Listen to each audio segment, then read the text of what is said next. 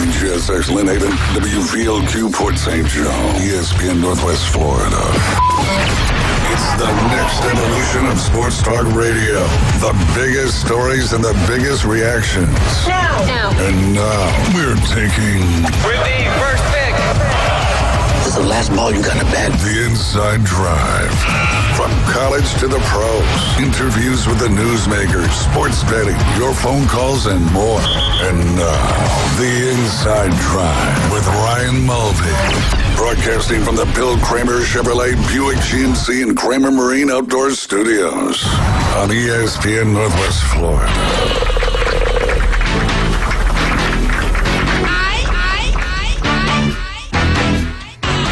And good Monday morning out there in the Florida Panhandle. I am Ryan Mulvey, joined always, not always, but mostly always, by Jay Henley, our Director of Instruction out there at Bay Point Golf Club. You are listening to The Inside Drive, live here on ESPN Northwest Florida, sitting inside the Bill Kramer Chevrolet Buick GMC and Kramer Marine and Outdoor Studios. You can listen live and local on 104.3 in Panama City, 101.9 along the Forgotten Coast. You can watch us on Facebook, YouTube, and Twitch. Just search ESPN Northwest Florida. Download our free mobile app inside the Google Play and Apple Store. I was going to ask you, Jay, but I'll skip it this time. All you got to do is search 104.3 ESPN Northwest Florida. Go visit Bill Kramer Chevrolet Buick GMC. If you have driven by the dealership lately, it is as full as I've seen it since before COVID. Lots of trucks, SUVs, cars, service calls. Go out and see them, get your tires at cost, which is still fantastic. Trading value is still very high.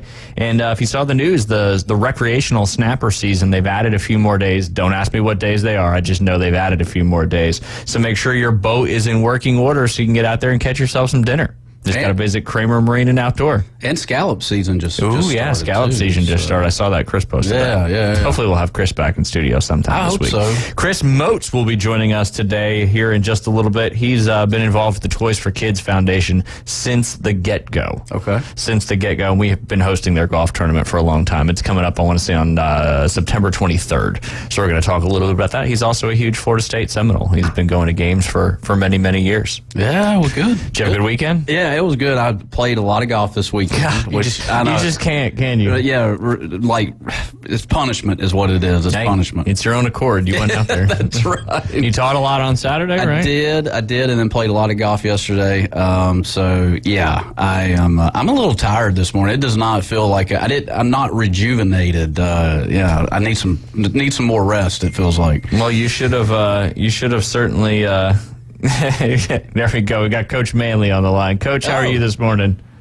Jay, I played this morning, and right behind you, there were Sierra people out there writing citations. I don't know what that is. Writing citations. Yeah, for, knocking all the tree limbs down and everything. You can't do that. That's right. You can't. How you doing? How you doing this morning? I'm doing good. I want to profess I was not your geography teacher, so I have a geography question for you. Oh, gosh. Okay, here Is it going to be multiple choice? I'm ready, Coach. No, just I'm going to partly give you the answer, part of it. Okay, the capital of Nevada, do you pronounce it Reno or Reno? Let's go with A, Reno. Okay, it's not. It's Carson City. I just want to let you know that. Man, he walked you right into that. Yes, he did. Right into that. I got a lot of family in Nevada. It's not Nevada. It's Nevada. Nevada. That's right, Nevada. Yeah, you got to get it right there. Yeah. All right, you guys are doing a great job. I'm been sunburned and baked, so. Whew, yeah, go drink some water and get some rest. That's for sure. I drank doubt. water every hole. I'm glad y'all put more coolers out. We did. We added 2 more. I left a cup of coffee in my car, and it was still hot when I got No doubt. Did you leave some birdies out there for everyone, Coach? I didn't know that birdies and eagles were an endangered species. Yeah, they are at Bay Point, it seems, aren't they? Listen, I birdied 1 and 2, par 3, right, and then proceeded on number 4 to take a double. Wow. Then on number 5, I was over there in 2 right in front of the green and 3 putted from about 12 feet. So it went downhill from there. But I played with great guys, so at least they they kept me from killing myself. But other than that, it was That's all right. about 75% about is the company. It the other is. 25% is how you play golf. It is. Plus, I told them a couple of jokes too, but I can't tell you those on the air. So Yeah, But there's a anyway. lot of your jokes that we can't tell on the air. right, but well, the only one I'll tell you this one. That this old couple, they were about 75 years old, laying in bed, and the wife said the guy's trying to go to sleep. She goes, "Well, used to when we were going out, you would hold my hand." So he reached over and held her hand.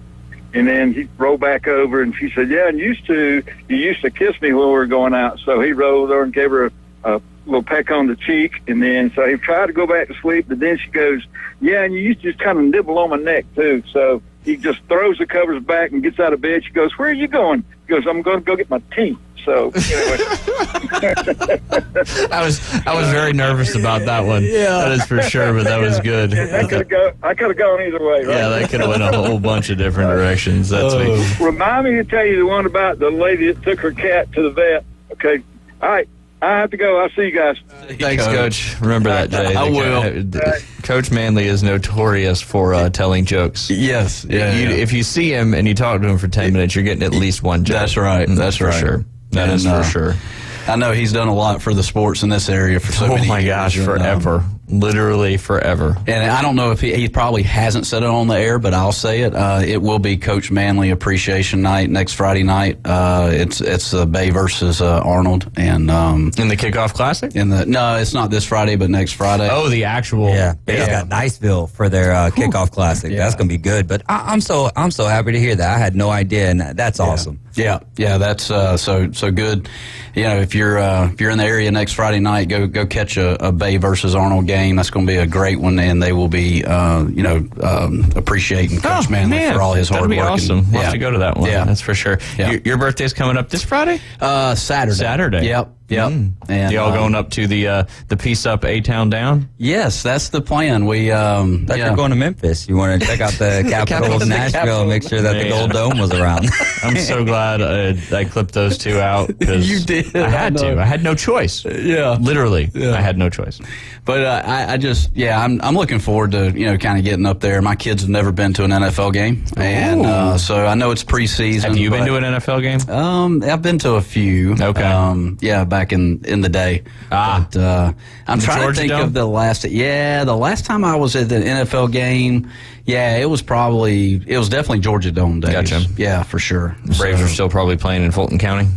Well, maybe not. Yeah, that was a long time ago. That was a long time ago. That was. That was a long time ago. But yeah, other than that, man, that's about it. I want to hear the quote from your son Parker from yesterday afternoon's golf because it's hilarious. Yeah, no, we were playing golf with one of my son's friends and his dad, and so I Thanks go for the and invite. Yeah, I know. Well, it was kind of a We last wouldn't have minute came deal. anyway.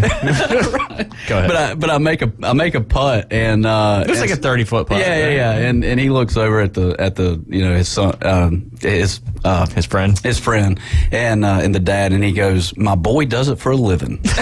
And I'm like, what are you doing? Like, Parker. I'm telling you, these kids talk way different nowadays. I know. I'm just we like, used where to. did that come from? I mean, like, my boy does it for a living. But anyway. And he probably said it so nonchalantly. He did. Probably went in and gave him the old. Right, yeah. Kids are funny. But no, he Happy Gilmore'd it most of the afternoon. And he hits it so good. Parker or the kid's friend? No, Parker. Is that what you condone when it comes to teaching? I bet he was out there having a good time. Hey, and that's step Yeah. one. And when it's literally the surface of the sun, you gotta have lots of fun out there. Oh my God! Yes, definitely. Yeah. It is warm.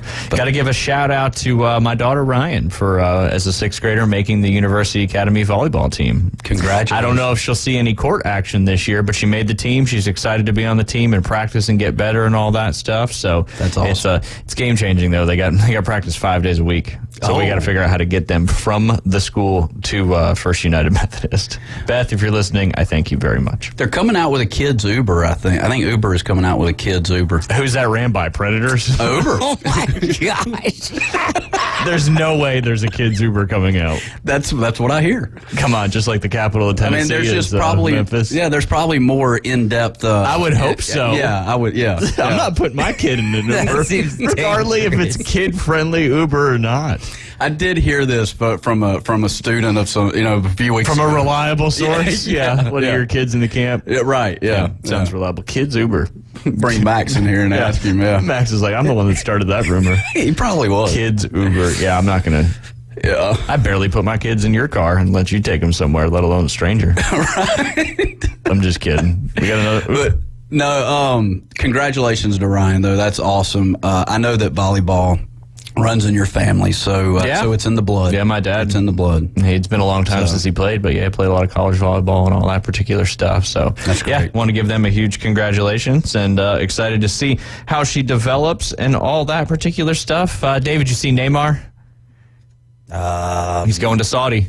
Oh, yeah. Actually, I did see that. There's one. They got one. They got Ronaldo, right? Yeah, they got Ronaldo, and then they really tried hard to get Messi and then Mbappe. But it looks like Neymar is going to sign for 2 years. They're going to pay the fee of $98 million to the club he's at now. I had it up, but then I lost it. Yeah, anyway, we're a team is PSG. I should have known. Everybody's on PSG. It seems like. But anyway, he's going to get paid $100 million a year, Jay. I like that. For 2 years. $100 million? $100 million to play some soccer over there with the Saudis. Jeez. But they could have just came over to the MLS and made it the premier soccer league. That's true. With all of, maybe on their way out stars of the game, but Saudis strike again. Watching soccer, I don't really see a lot of advertisements in the soccer stadiums and stuff. Or I guess I can't read them because they're all in Spanish. But they're not in Spanish. Are you watching Spanish soccer only? A little bit, yeah. When I'm flipping the channels around. Telemundo. Where do they get all their money from? Soccer's the largest sport in the world. Yeah. You got to think about how many. If you're watching many of the different European leagues and all that, there's a lot of eyes on them. So that's why you see those things around the sidelines of the field. They got the ads flashing constantly and all that stuff. Yeah, I got you. Largest sport in the world. That's why.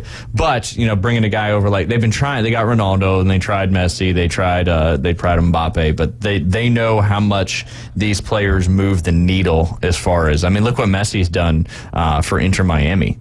He's scoring goals left and right. And their ticket prices, they're selling out. People come to the games, merchandise. It all goes back. Did you watch Johnny Football this weekend? I did not. Yeah. You had one job. I know. Instead, you play golf all day. 2 jobs. Woodstock 99. Yeah, did you watch Woodstock 99 yet? I haven't. Man, no. I watched the Monte Teo one yesterday. Did you? Yesterday evening. Yeah, it was good. Good. I finished my 11 minutes of Johnny Manziel. Did you? Got it done. Ooh, so we can discuss this later, too. You had mentioned it last Friday, but we really never dove into it. Reggie Bush gets his Heisman Trophy taken away because they paid money to his parents for a house and all that stuff. Well, now all this has come out. Obviously, Johnny Manziel never got in trouble. He did. He got suspended a half a game. But they took Reggie's Heisman away after the fact. So why not? Why would you take Johnny's? Why wouldn't you take Johnny's away? Very true. I would rather see, and we'll dive deeper into it, I would rather see Reggie get it back. His Heisman back rather than... That's what my point was going to be, And I think Johnny Manziel even came out the other day and said that they need to give Reggie Bush his Heisman back. We got a call on the line? Keith? Yeah. Keith, how we doing? What's up? How are you? Keith? I'm good, man. You guys crack me up. Jay, were you wearing sunglasses when you were watching these soccer looking for ads in the house? No, the lie. They're everywhere. The lie, They're Keith, was he wasn't actually everywhere. watching soccer. Okay, I'll take a look. That's what I thought. Yeah. Because, they're on the walls. They have commercials in between action. There's definitely commercials for soccer. Okay. The other thing I do want to say, just because y'all are just touching on it, the Heisman to me is like trying to keep Barry Bonds and these guys out of the Hall of Fame in the 90s. They all did it. Everybody was cheating. Oh, yeah. You're getting away with what you can. So to single someone out, and especially in a situation like this, you wonder why people bring up race. This is a prime example. It's basically the same thing.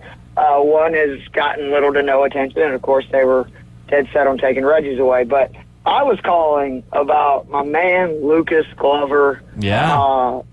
He was not one of my official 10 plays, but if you follow me on Twitter, he was a pick that I gave on my Twitter account. I went on another golf show last week, and we talked about it 75-1 in a limited field. But the way he's playing, why not? But the bigger question I have for you guys is, does he not? I know he's kind of a maverick. Glover is a true golfer's golfer, But does he not have somebody on his team telling him, maybe you shouldn't wear that color pants when it's 110 degrees? Ironically, in Memphis. The biggest butt sweat in the world for everyone to see, and your crowning PGA achievement. Yes, winning a FedEx Cup tournament for what, $3.6 million, something like that. His life's changed. He won more money the last 2 weeks than he did in the previous 11 years. Yeah, crazy. It is. Yeah, it was. I don't know. Is there a Parapant out there? I mean, we're deep in the merchandise world, and it's like you got to be in the valleys before you get into the mountaintops. And I tell you what, I mean, like 5 years ago. I remember, and I there's not a lot of people going to remember this, but he shoots like 78-80 to miss the cutover at Sawgrass. And him and his wife get into it. Oh yeah. And the cops are called. And I think I think what was said was that, Lucas, you suck at golf. And so the cops were called. Fast forward 5 years later, and he's won back-to-back tournaments, and he could potentially win this whole thing in a couple weeks. Yeah, I think he's ranked 4th now in the FedEx Cup standings, which is pretty incredible. With Cantlay, more impressive, he may be on the Ryder Cup team. We were gonna talk about that a little later, but since we got you on the line, your automatic qualifiers have shifted just a little bit. Max Homa jumped into that 6th spot, where Xander Schauffele dropped 2 spots, so now he's out of the automatic. You've got they're in. Spieth and Xander are in. I don't even want to. They're both gonna get picked. So there's 4 spots left. Do you take now? Lucas moved up 19 spots. He's now 16th, which it doesn't do anything for you except put you on the radar a little bit. But who you taking? Do you take Ricky? Do you take Morikawa or Morikawa, depending on who you want to take? So Schauffele and Spieth, you got to take, but especially Jordan's playing fantastic right now. Well, Schauffele's perfect for both 4 balls. He's and been there, So too. yeah. To me, Schauffele's automatic. He hadn't missed a cut all year. That's what you want, right? You want consistency. But I was arguing with people on Twitter last night. They were putting, that Harman and Glover and these guys would be people you'd be considering to make the Ryder Cup team. And it's like, this is my argument for forever while we get our heads beat in every year, is we have the guys that when they're on, they're unbelievable. But they're not consistent. They're not great putters. They're not guys that keep the ball. They don't know how to win, right? Like they don't have to fight for every hole, every tournament. Guys like Lucas and Glover and Brian Harman have. And you look at the guys that have a lot of success on the European Ryder Cup team. It's not the guys you always think. Yeah, sure, there's been like the Colin Montgomerys and the Sturgios, who are the best players over there. But like Ian Poulter has never been one of the best players in the world. But he is somebody that, to me, is kind of like a Lucas Glover or a Brian Harman, who doesn't have the most physical skills, but just knows how to play the game, knows how to compete. And I think that it would be dumb for them, with both of those guys playing so well right now, to not take it, especially Glover with his putting, because Glover has always been a top-notch ball striker. He has just been, one of the worst putters on tour most of his career. And now he solved it, right? Like, thanks to Lab Golf, he's got a putter he feels good with. He was losing an average of 0.7 shots to the field on the greens. He is now almost to where he is gaining a full shot per event. That is unbelievable turnaround. Yeah. And did you watch any of it yesterday, Jay? I didn't. No. Yeah, you were out golfing all day long. Yeah. I had to leave for the playoff, unfortunately, because of the whole Lowe's situation, but we'll get into that later. But that 30-foot putt he made after he hit it in the water on the par 3 16th, yep.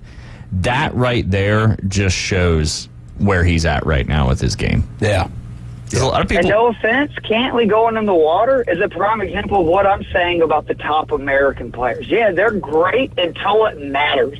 And then their fog is a little tight, and they pull it in the water. Yes. And, that was just, to me, a prime example of what I'm talking about. Of just because these guys win the most money or have the most points does not mean they are best suited for the most intense, nerve-wracking golf experience of your life, to where I believe Glover and I believe Harman can handle it, because they've already proved it this year with much more weight on their shoulders than these guys do, because their status has been long good, right? To where Glover and Harmon are fighting week in and week out just to make sure they stay on tour. Yeah, so you picking Harmon's already in right now as an automatic qualifier. He dropped a spot sitting in the number 4 spot. But, do you got to take Ricky and Lucas? What do you think, Jay? We got a break coming up. Well, you got Ricky and Lucas who are both drawers, and I would almost put Glover in almost of a hook type player. I mean, he can't. Honestly, I think you can almost. He's like you. He's got those big old bear paws. Yeah. And just releases at impact. Yeah. So if there's a lot of dogleg rights where he's got to work the ball left or right, there's no way. Like, I just don't think Lucas can really hit a consistent fade. Because his swing path is so in to out. But anyways, I don't know what the golf course looks like for the Ryder Cup, but it can't be. You got too many European layouts that you got a lot of trees and stuff to deal with, Jay? Well, no, not typically, but but I don't know. There may be a few trees out there. I don't know. That's fair. Actually, I don't know either, so I couldn't even say that. They vary so much with the courses out there nowadays. Yeah. But, I mean, the U.S. has won 2 out of the last 3, but if then you go all the way back to 1999, we've only won 4 total. So Europe has certainly dominated us. In 1999 is when Justin Leonard had to make that monster putt to win, which those shirts were just brutal. That was back when it was man, how emotional was that? That was an emotional win. It wasn't. They all are. Yeah. Because we never won. Dan Crenshaw had a feeling. He did. He did. Buckets. Yes. All right, Keith, we got a break coming up, or right now, actually. Thanks for giving us a call, and we got some time later. Give us a shout. We'll dive more into some NFL preseason. We'll talk Wednesday for sure. Yes. Get into Taylor Moore being dumb for wearing all black yesterday, please. I was out on him. That's why he did so bad in that final group. He can't wear all black. And he changed to pink. He changed shirts. Yep. I love it. All right, guys. Have a great one. Thanks, Keith. You're listening to The Inside Drive. When we get back, we're going to be joined by Chris Motes from the Toys for Kids Foundation. We'll be right back.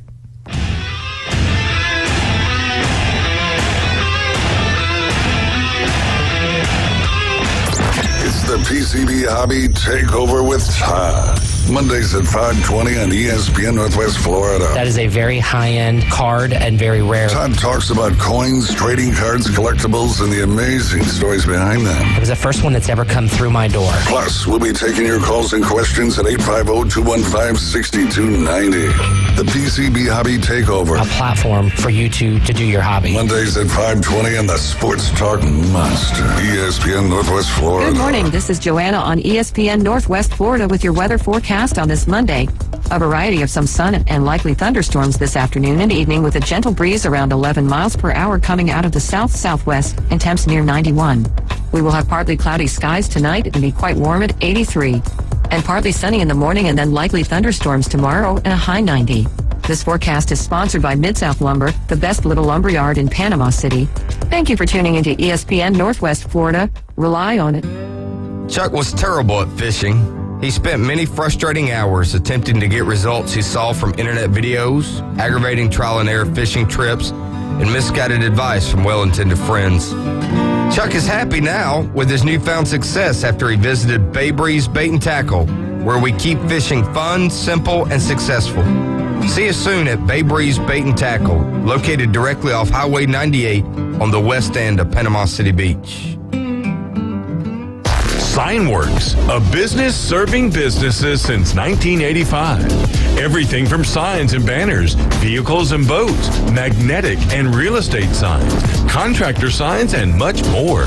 Signworks can do large format, full color printing too. Signworks, a real professional in the business world. Call Signworks at 785-8899. Signworks, 850-785-8899. Welcome to the Inside Drive, the next big thing. It's a big, huge, giant deal. Sports betting, huge reactions, your calls and real-time coverage of the stories you're following. Broadcasting from the Bill Kramer Chevrolet Buick GMC and Kramer Marine Outdoor Studios on ESPN Northwest Florida.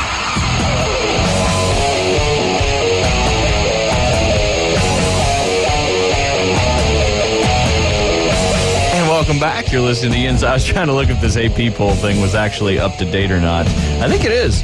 So we'll jump right back. You're listening to The Inside Drive live here on ESPN Northwest Florida, sitting inside the Bill Kramer Chevrolet Buick GMC and Kramer Marine and Outdoor Studios. Now joined by Chris Moats. I'm going to call you the head of the Toys for Kids Foundation. Is that fair?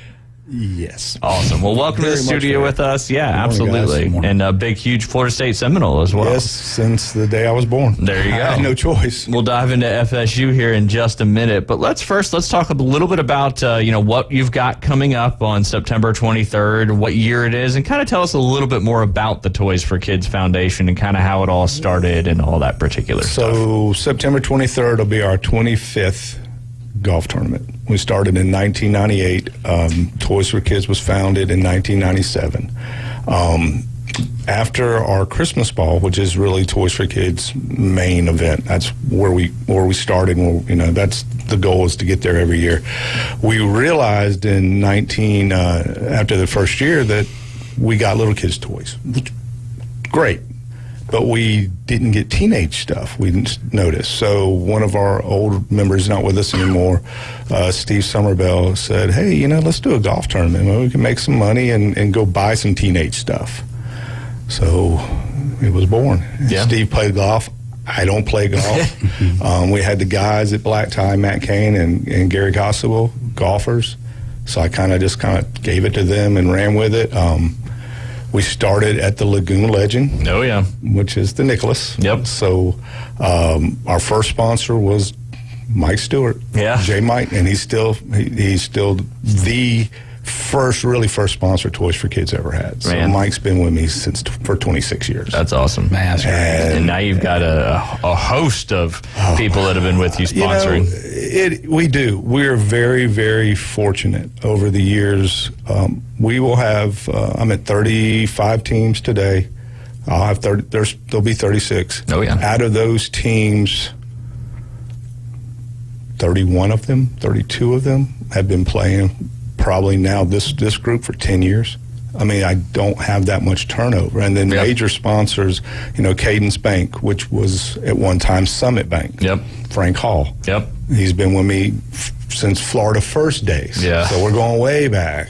And, Russ Ramey, attorney, he's been with me it's just Richard Branham. Yep. Sleeps. I mean, I'm just so lucky that they're so loyal to what the goals are. And the goals are to help kids at Christmas in Bay County. And we do stick to Bay County as best we can. If I get a phone call from Chipley or Mexico Beach, which is still Bay County, but we'll help them. But our goal, it's right here. Stay at home. Everything stays here. Nothing leaves. Nothing leaves. It's just been a real passion. Something that came from nothing. Yeah. We had a Christmas ball, guys, and to be honest, it wasn't about toys in the beginning. Yeah. In 1994, 95, 96, just a Christmas ball. And then in 96, my cousin Libby Romack, said, let's get people to bring toys. I said, cool, let's do it. And then boom, we get some toys. And guys, then it was like 300 people. Yeah. Now it's 1,000 people. Yeah. And it just rolled and rolled and rolled. And we're where we are today, 26 years later, 25 golf tournaments. Halloween is 21 years. True. And you ever been to a Halloween one, Jay? No, I haven't. Beth and I placed fifth one of the years. We did a Girls Gone Wild. I was the girl, and I had a censored bar across my chest, and she was dressed up like a film crew guy. It's tough to compete for first, second, or third because people go really all out. Right. That was the last one I went was at Spinnaker. That's when we were at Spinnaker. Of course, Hurricane into that. But we started at Spinnaker. Beth Davis called me in early 2002. She was the entertainment director at Spinnaker at the time. Now she's at Little Village. Hey, you want to do Halloween? I'm like, yeah, sure. What we got to do? What do you want to do? Because Halloween at that time wasn't that big. Thunderbirds, the old Thunderbirds is really where Halloween took place. Right. And we jumped in, I think, again, first year, a couple hundred people. And then Sparky, either a storm came through, but they ended up filling the pool in, so we had to move. We moved to Boatyard, which is Grand Marlin. About the same, couple hundred people. We get back over 2004 to Spinnaker, and was like a light switch went on. Boom! It was spring break. I mean, we literally there was 800 people there, and in the peak we probably did 1,300 people. I mean, there was some times where from our understanding, the numbers that would come in that night would rival a spring break night, not a weekend night, but a spring break night. Yeah. And again, loyalty. Yep. I mean, we Spinnaker and Schooners. It just everybody we've attached ourselves to, or they attached to us. It's just become a very long relationship, and I can count on these people. At a blink of an eye, they're going to be there, and that's kind of the cool thing about being in Panama City. We're not a super small town, but we're not a super big town. No. And everybody wants to, when it comes to community, you couldn't ask for better people. No, 100%. You guys, you know, and anytime there's a good cause, but y'all also, logistically, it's just, I mean, you've been doing it for a long time, but it's also how you run the tournament, what is provided to the players. It's, everybody always, they know when the event is, and they want to be a part of it. And you guys created something from scratch, and it just goes to show you, if you get the right people involved for the right cause and you have passion for it, you can turn something into from very little to really big. Yeah, it's I use the word loyalty a lot, and I believe that. We did. We started the first tournament, I think we had 15 teams, and we went over to one of the older J. Michaels at the time was at over here where Deckhand Social is. Gotcha. That's where Mike was at the time. Oh, okay. And they held like 10 tables. Yeah. But we moved the tournament over there afterwards, and Mike fed us. Yeah. And now, Mike still feeds us. We still have red beans and rice in the clubhouse afterwards. But, the guys, we put as much food on the golf course, thanks to Ryan letting us do it. Hey, yeah. We want to be our beer, soda, water, and then we have other people want to come out and set up. I mean, it's still hard to believe. I have to pinch myself sometimes, especially this year, going 25 golf tournaments. Yeah, have I lost my mind? Yeah, quarter century. Yeah, because you are running on fumes come the end of the golf tournament day. I'm done that day, and then this year we're leaving. Me and Alethea will be leaving as soon as we can to go over to Destin. That's right. To go visit with Eastern Shipbuilding. Yeah. Yep. Tournament now that it's over there. Yeah. So it stinks, but I'll go over there that evening for a little bit of a break and a dinner, and it's going to be actually a little break. Yeah, something I'm not in charge of for once. So that's nice. You can kind of just go enjoy. Go visit Tim Mathis and his wife and the guys from Eastern Shipbuilding, and go spend the rest of the weekend with them guys. Yeah, absolutely. Now, do you get to participate in kind of the end game of that? Would be delivering, Christmas presents. Right. Do you get to, I'm sure that has to be the most joyous part of what you do, right? Well, there's a good and bad to the end. Yeah. The good part is, yes, we will have our shopping spree. Usually it's either Sunday, Monday, 1st in December. But we actually set up where the parents will come to us. Yeah. So I don't actually get to see, of course, you don't get to see Christmas Day. Right. There's a separate, and I've always kind of liked it that way, because when you start going, for me, when we start going into homes, can be an emotional attachment to a degree. So if we set up last year in a church off of Mosley Drive, I believe, Minnesota, by the UPS store. I can't think of the name of the church, with partnership with Family Services. So we're in this almost like a warehouse in the back of the church. Yeah. So not being in a home and everything's set up and it's bagged, so there's a displacement, which is good for me. Yeah. Because I can be emotional. Right. And a lot of our people can be emotional. So when it's more of a pickup type situation, they come in with your name, our little checks that we go through to make sure it's them. Right. And then they leave. And that goes on for, 2 or 3 weeks before Christmas. But I want to say one time back when Regions Bank was still the original Regions Bank, Alethea worked there, Andy Stein, who was the president at that time, they did a little project called Santa in the Park, which was at McKenzie Park, and they would adopt families.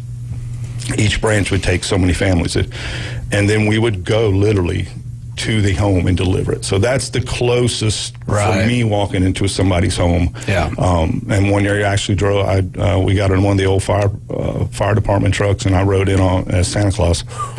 That's a long time ago. That's almost pre-Toys for Kids. I mean, that's like 93. Yeah. And then, of course, then Toys for Kids was found, and we still continued with that partnership with Regions Bank, and again, they changed. But I'm kind of glad I don't go into the home as much as we could. Yeah, There's no doubt we could, but that drop-off system, we meet the parents, but they're gone. Yeah.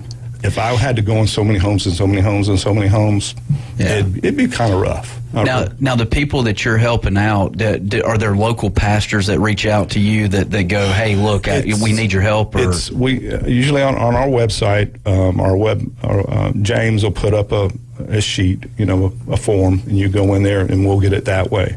Family Services puts up the same type of form or a blank form on their website.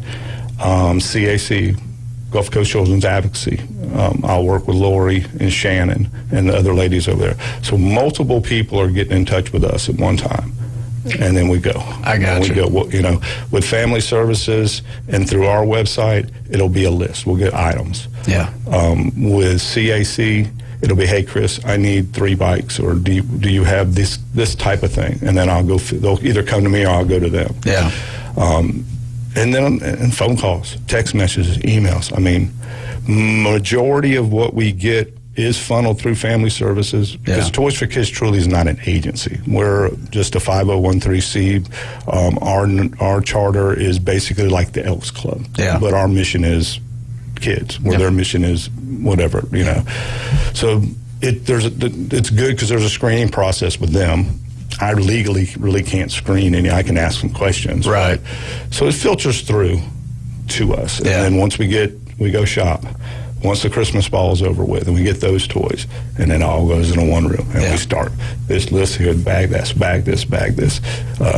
Shannon, like I said, Shannon may call me, or Lori may call me, hey, we need some bikes, we need some baby dolls. You got any diapers? Right. Diapers is has become a big item. Yeah. We used to only at the Christmas ball, we just took toys, but now I'll get diapers, formula, blankets, wipes, because that area, again, it's a little kid. It's like the little kid and the big kids get left out at that particular event, and the Barbie dolls and Hot Wheels and whatever the kids are playing with today. That's usually what you get at the Christmas ball. Yeah. But Catholic Charities, we help them. Them more hey, I've got 250 toys. Would you like some of them? Yeah. And we just go drop to them. I generally don't get hey, Chris, we need X. Them, it's just, hey, we're going to come by and we're going to drop off to them. Right. But mainly anybody that calls us, we'll help them. Yeah. We've never turned it. I've never said no. Hopefully, however long further I go into the future of doing Toys for Kids, and hopefully that word never comes out of my mouth. And with people like yourselves and our sponsors, I don't see that happening for a long time. That's what makes the world go round. Absolutely. That's for sure. And again, our community, and of course after Hurricane Michael, is definitely, it was prevalent. You could tell. Yep. Community is everything. Absolutely. And like you said, there's a lot of people that come to our area, but the core group, the core people that live here and kind of make the business go round are a very giving, wonderful group. They're great. I mean, I gloat on J. Michael, and now I met Mike in 1984 at the original J. Michael's, which was by the railroad tracks, where the port is, right where it was. And I was right out of high school then, and that's awesome. Just met him, and we've just, been friends forever. And, Alethea has worked for Frank Hall forever. So that relationship has been going on, before we were married. So we've been married 25 years, been together 30 years. So that relationship is forever. Yeah. Russ Ramey, who's our presenting sponsor of the Christmas ball, I think Russ is on 12 or 13 years. Richard Branham, 16, 17 years. Pat Perno, Beef O'Brady's, 16, 17 years. I mean, and it's relationships. It is. It really is. Everything Toys for Kids has is because of a relationship that I've made, my wife has made, or somebody in Toys for Kids has made.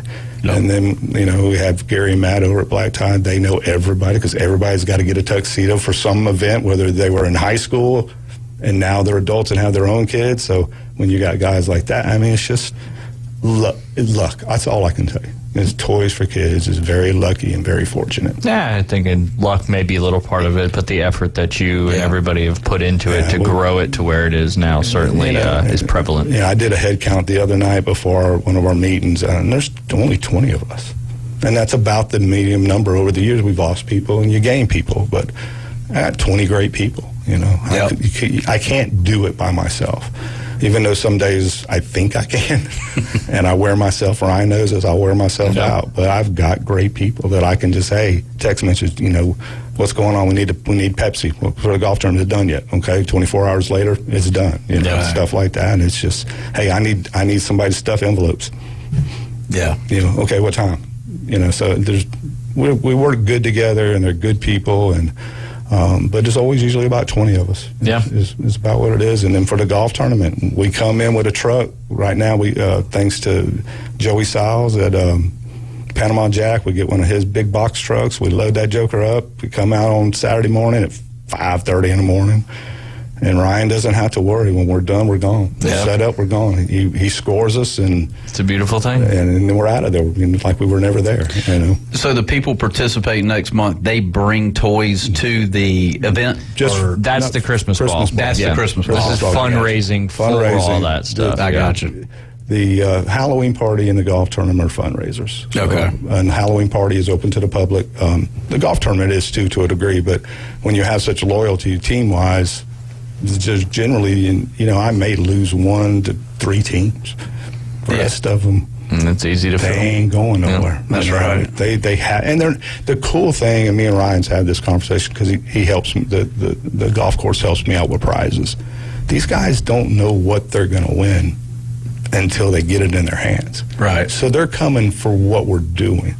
They're not coming out for what they're going to get that day. Yeah. And that's a key point, too. We got to take a quick break, but I want to talk a little bit more about golf tournament fundraising. But that's a key point. The cause is being supported because they like the cause, not because of what they're going to win. Now you get that we have a lot of the tournaments where people just want to win and that kind of stuff. But that's, I think, why you've got the same group of teams year in and year out, because people want to support the cause. Yeah. And golf is a great way to play and support. Have fun and support a cause. Yeah, right. But we got to take a quick break. When we get back, we'll talk a little bit more about that, and then I want to jump into the first AP preseason poll that was just released about 42 minutes ago. You're listening to The Inside Drive. We'll be right back.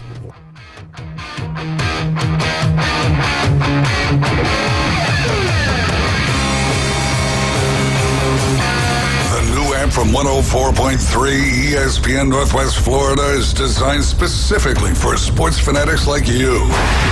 The sports content you demand is always on. Live stream our national and local sports talk anywhere you go.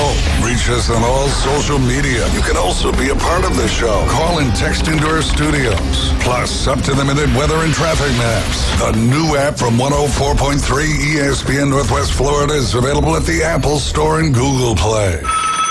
Bay Breeze Bait and Tackle, this is Tim. Do y'all sell bait? Yes, we seasonally stock live shrimp, live bull minnows, live sand fleas, live fiddler crabs, earthworms, night crawlers, crickets. We also stock frozen shrimp, sand fleas, mullet, squid, pre-rigged ballyhoo, bonita, stingray, cigar minnows, Boston mackerel, Spanish mackerel, and a few other miscellaneous baits. It's worth the drive to buy premium locally sourced bait from Bay Breeze Bait and Tackle, located directly off Highway 98 on the west end of Panama City Beach. If you spend any time at all in your yard, you're going to encounter fire ants.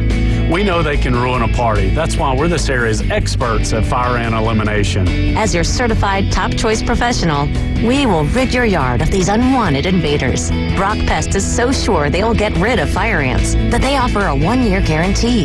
Enjoy your yard fire ant free. We guarantee it. Give us a call for your free consultation. Brock Lawn and Pest Control. Our family protecting yours since 1968. Mr. Clean, Mr. Clean. Of course I use Mr. Clean Magic Eraser to clean tough messes off my stovetop and bathtub. But then I discovered I can also use it to easily clean my patio furniture and even my shoes. I'm hooked. And when wipes won't cut it, I use Magic Eraser Sheets. They're thin and flexible erasers, perfect for everyday messes, like gunk on my counters and sinks. They really are magical. The reviews are in. Mr. Clean Magic Eraser and Sheets make cleaning look easy. The locals love it. You're gonna love this. You are my favorite. It's my favorite. Everybody's favorite. The Inside Drive with Ryan Mulvey. Live from the Bill Kramer Chevrolet Buick GMC and Kramer Marine Outdoor Studios on ESPN Northwest Florida. I wish politicians It could be. Yeah, welcome back. You're listening to the Inside Drive live here on ESPN Northwest Florida. Sitting inside the Bill Kramer Chevrolet Buick GMC and Kramer Marine and Outdoor Studios.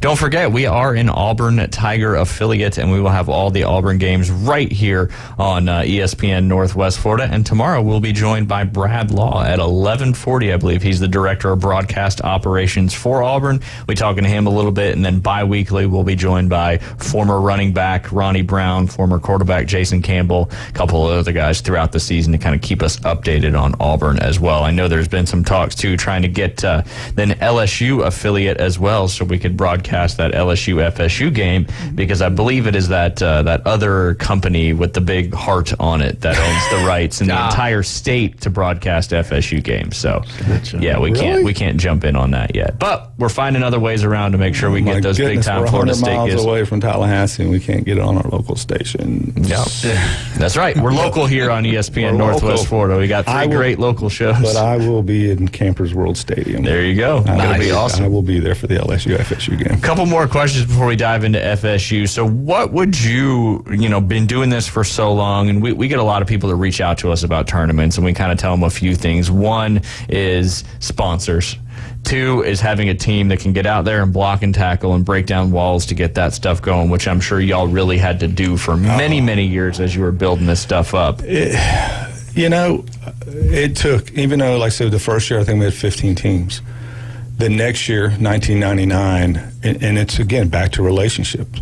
Matt and Gary, Black Tie had a relationship with Sonny's Barbecue, with Wayne Lindsay. Never played before. Yeah. I walk into Black Tie one day, hey, we got a food sponsor. Oh, great. What's going on? And I met Wayne. He was our food sponsor and the lead sponsor for 10 years. The attachment of Sonny's Barbecue to Toys for Kids brought in this sponsor and this sponsor and this team. And within, say, 2 years of that relationship, we've been sold out since then. But it another relationship. Yep. I didn't have it, but Matt and Gary had it. Yep. And when you had that credibility of Sonny's Barbecue, it just started opening doors.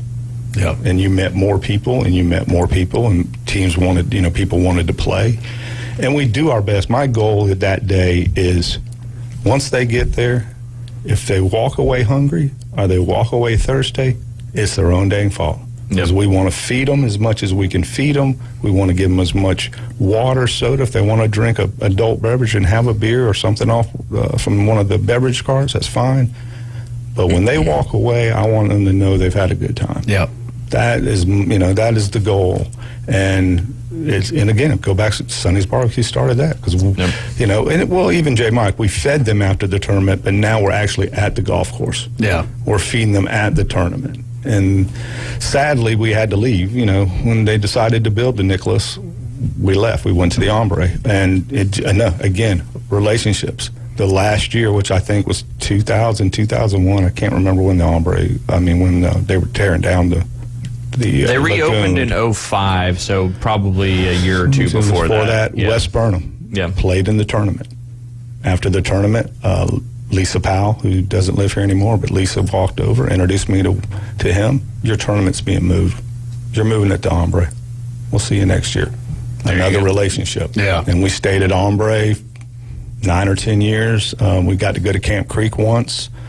We went to Panama Country Club one time, and then Ryan was at Bay Point and said, come back. And we did. And we haven't left ever since. There you go. And we're not going anywhere until I guess I'm done. That's right. I don't, and I don't know when that'll be. I've been doing this a long time, and I can't not lie. And I've told him 100 times, I get tired. Yeah. There's no doubt. I get, you get in any job, but I do get tired, and I'm not getting any younger, and I want to have a life, and I do have a life, but there are still other things that Toys for Kids kind of does. I hate to say get in the way, but it becomes a priority. And going here, going there, missing this invite to do this or that, sometimes that happens because of Toys for Kids. So there's going to be a time, just like with everybody, they're going to retire and they're going to walk away and try to enjoy the rest of their life. that window or that road, it's not too far off. Yeah. You know, just I have to give my wife a lot of credit. Alethea, she puts up with a lot with Christopher, and you know, but I can't do it without her. I mean, I love all my members, but without Alethea, it really don't happen. Yeah, because she supports me so much. Right. Couldn't do it without her. There you go. And the kids wouldn't have toys and yada, yada, yada. That's where I get emotional. Yeah, man. As you should. As you should. Because it does. It takes a toll. Y'all done some amazing things in this community. It takes a toll, but like I said, good members, good sponsors, great community, and my wife and her friends, and, you know, it all snowballs. Yeah. You know, we had beach cleanup 2 weeks ago, you know. Friends that generally just come to the Christmas ball. Golfers, no come hell, showed up for beach cleanup so we could get the numbers, get that $10, you know. Yep. Right. Again, community and relationships, you know, it's what it's all about. Yeah. It's what it's all about. That is. So if you were to give 2 tips to somebody listening wanting to start a golf tournament, what would those 2 tips be? First one, don't do a golf tournament. Patience. Yeah. Perseverance, and knowing that first year it's not going to go well. And if you get 15, 16 teams, that's fantastic. Yeah, I think CAC had their second tournament. Yes, and it had to move it because of possible weather. Yeah, but they ended up moved to a Friday, and I told Shannon, I said, just keep with it. Yeah, I think they almost doubled, if not more, what they did the previous year. I mean, it takes time. And Toys for Kids did not get where we are today overnight. It took, I mean, even the Christmas ball to get to the point where it is, it took 10 years. The Halloween party, it took 3 or 4 years.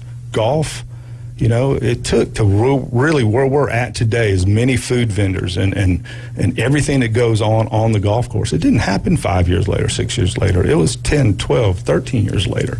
The luck of us with the tournament was the golfers wanted to play and they liked what we were doing. Yeah. And the other stuff came, you know. I've had a couple companies that are not even in Bay County want to come over and set up on the golf course to promote their businesses. Yes.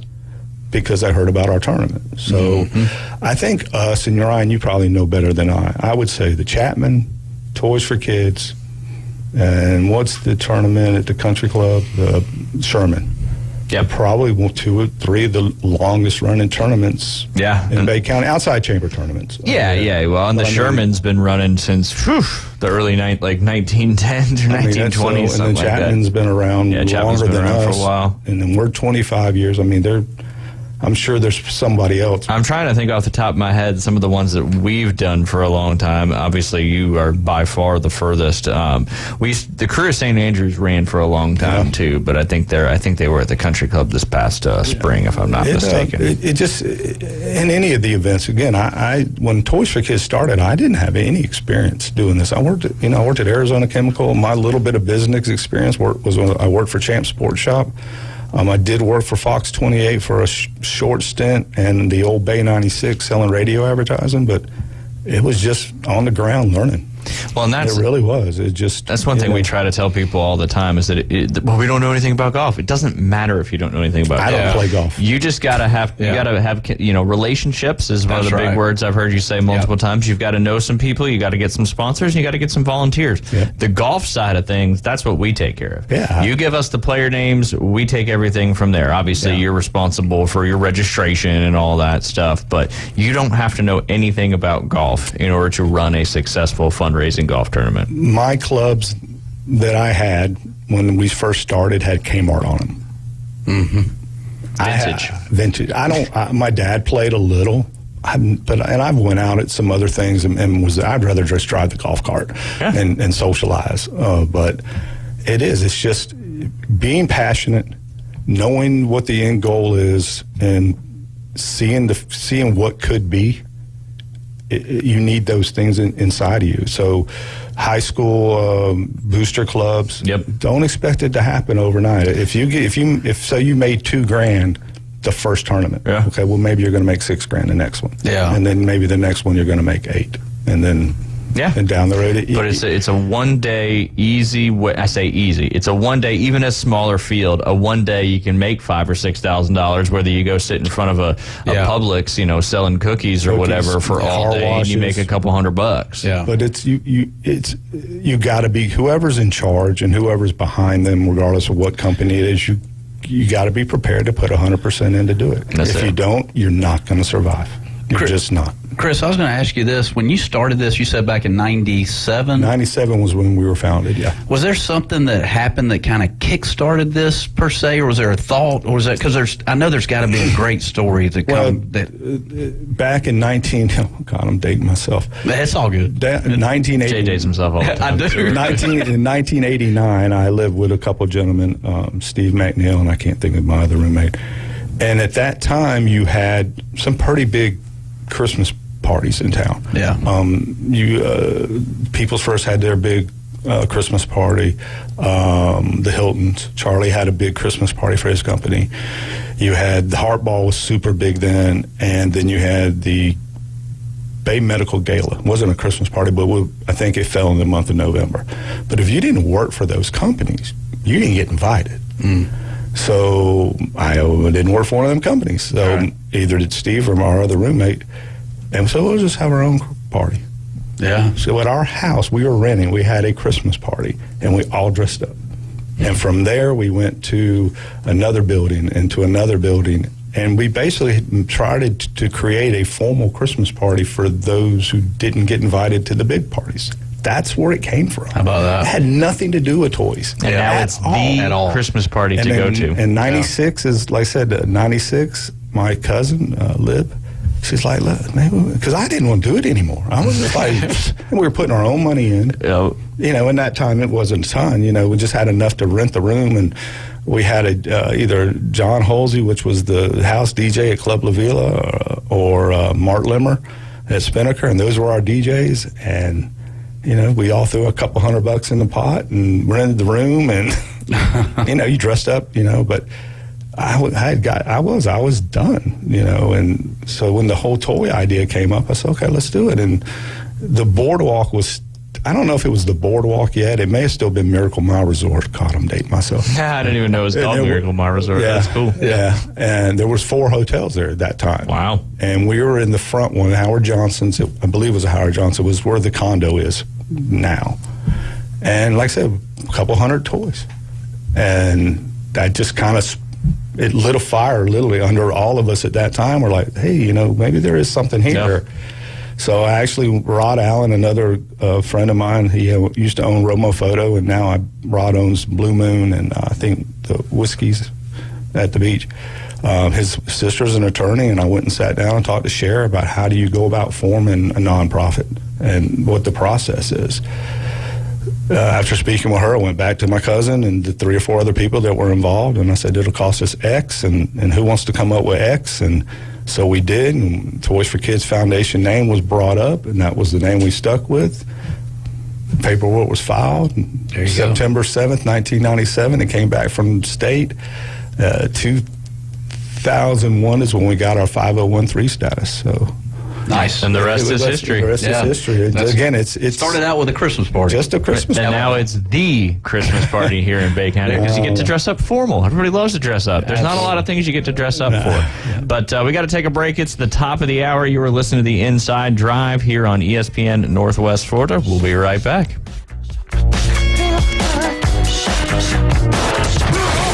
ESPN Northwest Florida. The afternoon underdogs. What does Spencer Strider need to go back to school for?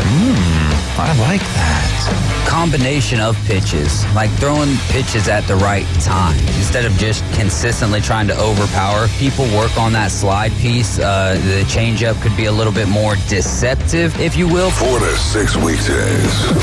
104.3 ESPN Northwest Florida. Good morning. This is Joanna on ESPN Northwest Florida with your weather forecast on this Monday. A variety of some sun and likely thunderstorms this afternoon and evening with a gentle breeze around 11 miles per hour coming out of the south-southwest and temps near 91. We will have partly cloudy skies tonight and be quite warm at 83. And partly sunny in the morning and then likely thunderstorms tomorrow and a high 90. This forecast is sponsored by Mid-South Lumber, the best little lumber yard in Panama City. Thank you for tuning into ESPN Northwest Florida. Rely on it. Los Rancheros has been doing it right for 20 years. Los Rancheros brings a top-shelf dining experience to you with the opening of their beautiful new building. Watch all college and pro games on Los Rancheros' 14 large-screen TVs with great drink specials daily from 2 to 5 and during all the games. Los Rancheros, the place for live sports and great food on 23rd Street between Jenks and Harrison. Ellis Agency Insurance has been serving Panama City and Bay County for years. They offer a full line of affordable insurance coverage of all types. Many people are attracted to Ellis Agency Insurance because of their friendly, knowledgeable staff. Call independent agent Johnny Ellis for a true comparison of your personal or business insurance. Ellis Agency Insurance at the Old Cullen Insurance location, 1134 Harrison Avenue, across from Dandy Donuts and Deli. Call 763-1627. The Atlanta Braves play here. And the Braves are back in front. WGSX Lynn Haven, WVLQ Port St. Joe, ESPN Northwest Florida. Now back to the Inside Drive with Ryan Mulvey from the Bill Kramer Chevrolet Buick GMC and Kramer Marine Outdoor Studios. It's alive! Look alive! We're alive! On ESPN Northwest Florida. Sky rockets in flight. Afternoon delight. And welcome back. You're listening to Inside Drive live here on ESPN Northwest Florida. Sitting inside the Bill Kramer Chevrolet Buick GMC and Kramer Marine and Outdoor Studios. As always, you can listen live and local on 104.3 in Panama City, 101.9 in Port St. Joe. You can watch us on Facebook, YouTube, and Twitch. Just got to search ESPN Northwest Florida. Who knows, you may see a fun clip about some state capitals or the gambling age. You never know. Last Friday was on fire. It was. Ryan, what's on your shirt this what you got going on? Football Is shirt. that football? Yeah. Oh. Preseason started. The AP poll just came out. We are right around the corner. Week 0 starts a week from Thursday. Nice. The official kickoff, though, week 1 starts 2 weeks from Thursday. And the NFL is 3 weeks from Thursday. We are inside the time frame. Inside the red zone. Nice. Look at you. Bringing the heat Monday morning. You got a tip of the week this week for us? Oh, are you going to put me on the spot right now? I feel like every time you do a tip of the week, it's on the spot. Can you handle it? I don't know. If David plays the sounder, you've got to do it. It's Jay's Golf Tip of the Week. Come on, you got something. You're really putting me on the spot. I always put you on the spot. It's a new week. You should expect. Yeah. Like the beginning of the week, it's tip of the week. Okay. Sometimes I'll let you get away with it later on. All right, everybody get their imagination going on here. We always have to get our imagination going on for your tip of the week. Have we talked about the 2x4 attached to your back? No. Oh, okay. But that sounds about right. Okay. Let's imagine that we have a 2x4 attached to your back.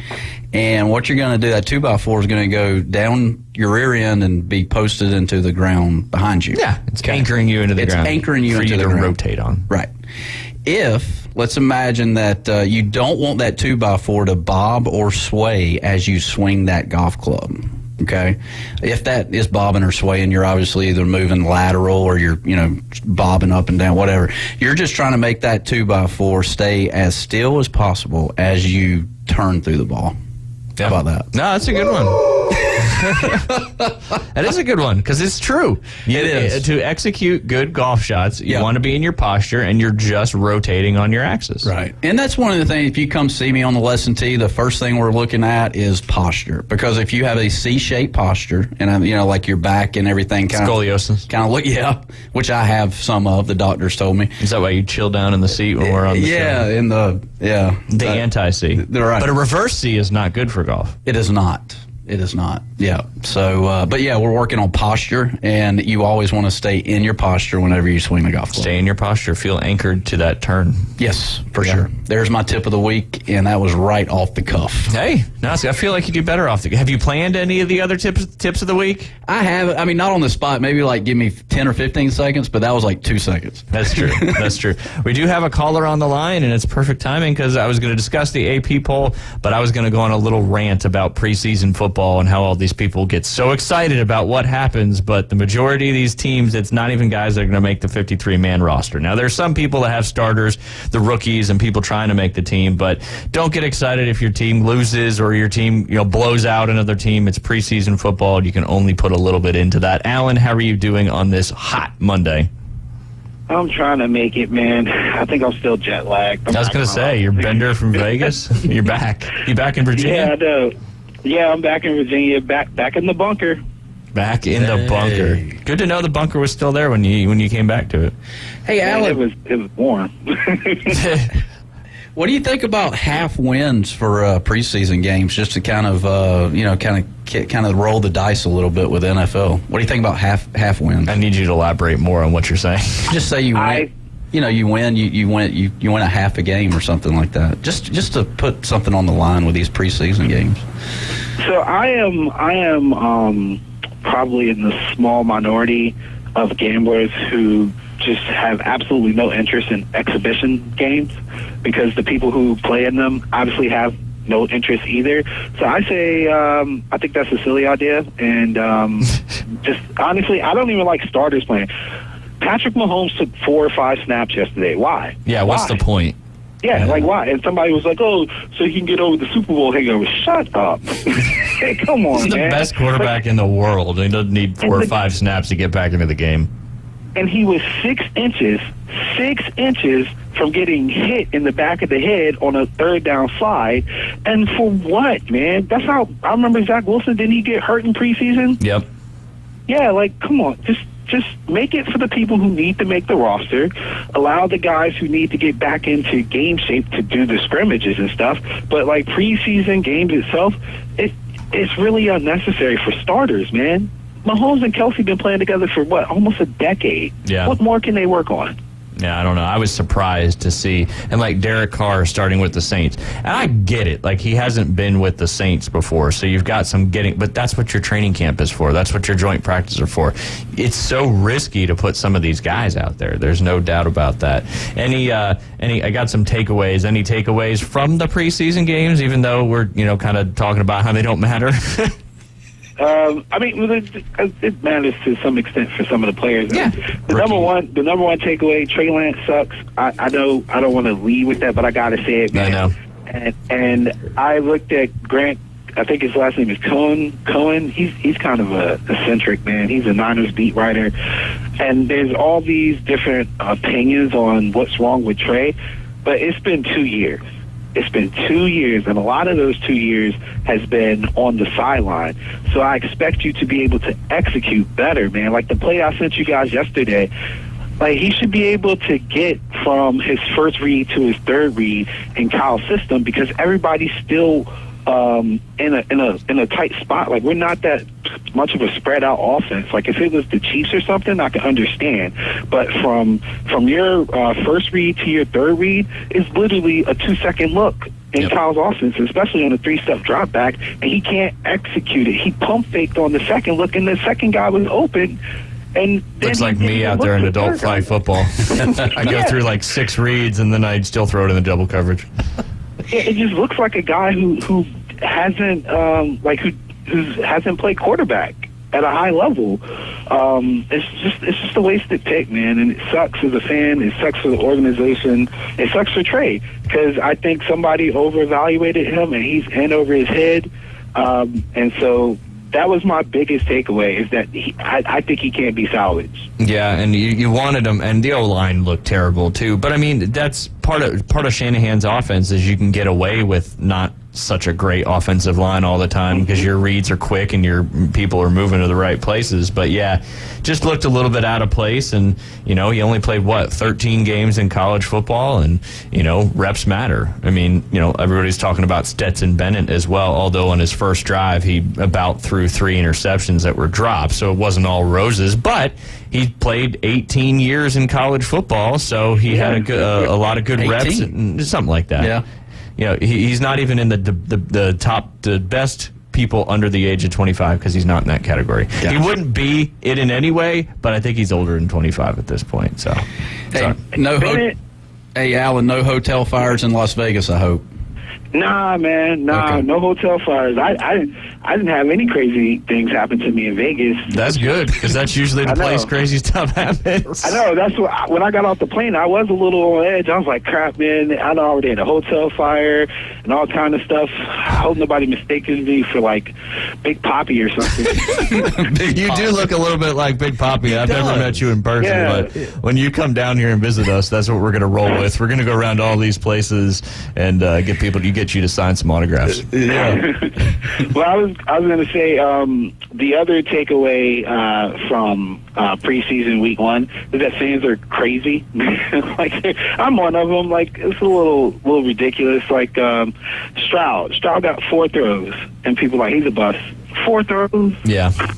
That's crazy. You can't make decision. You can't make an assumption with the player. Now, Trey Lance is a different story because he's been in the league for 2 years prior to this year. But yeah, all these rookie guys, this is such a small sample size. Just like Bryce Young. Everybody's talking about Bryce Young. Oh, the Panthers need to get an offensive line to protect him.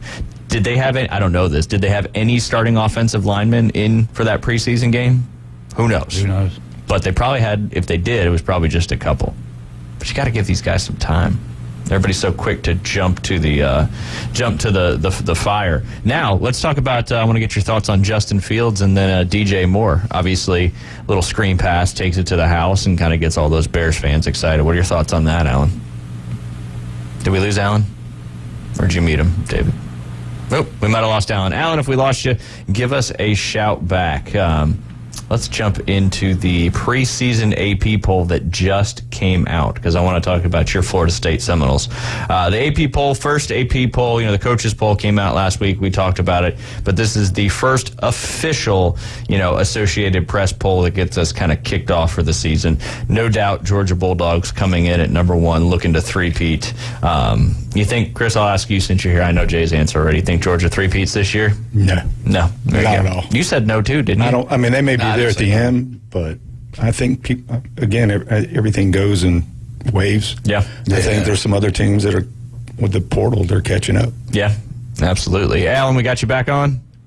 Yeah, I'm just going to use my cell phone. The bunker phones aren't working. The bunker phones. I feel like we're in World War II. Right. Hanging out there in the bunker. But anyway, I was talking about Justin Fields and DJ Moore. I mean, obviously everybody's all excited now. Justin Fields is going to win the MVP because he threw a screen pass to DJ Moore and he took it to the house. What are your thoughts? I know Justin Fields is probably going to have a monster year. But what are your thoughts on that particular part of the preseason takeaways?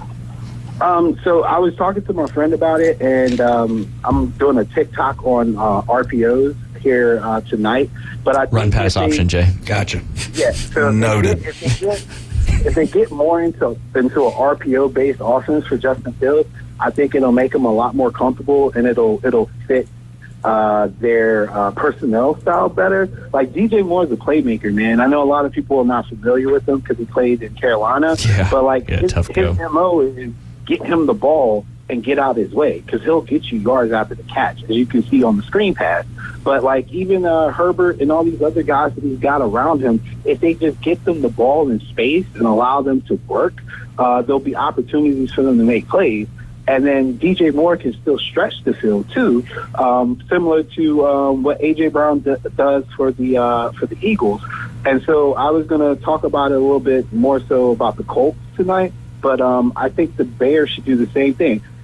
Design an RPO offense, allow somebody like Fields to make quick reads and quick decisions, and use the threat of Khalil Herbert, Fields using his legs, and then in general, just these guys that are quick in short space and able to make plays, get them the ball and just let them work. I don't have a problem with Fields throwing the ball 2-3 yards from the line of scrimmage and just getting out the way. I know he can air it out, but I think they need to keep it simple and ease him into it. Well, yeah, and two, he's such a threat to run that if you keep all these linebackers and safeties out of balance with that RPO, that's where you see plays like what happens on that little wide receiver screen, and you create space and you make stuff happen. I'm going to ask you a really random one here. Does Deuce Vaughn make the Cowboys roster? Oh, for sure. I love him, man. He's fantastic. 5'5", Jay. 5'5"? 5'5". Wow. Yep.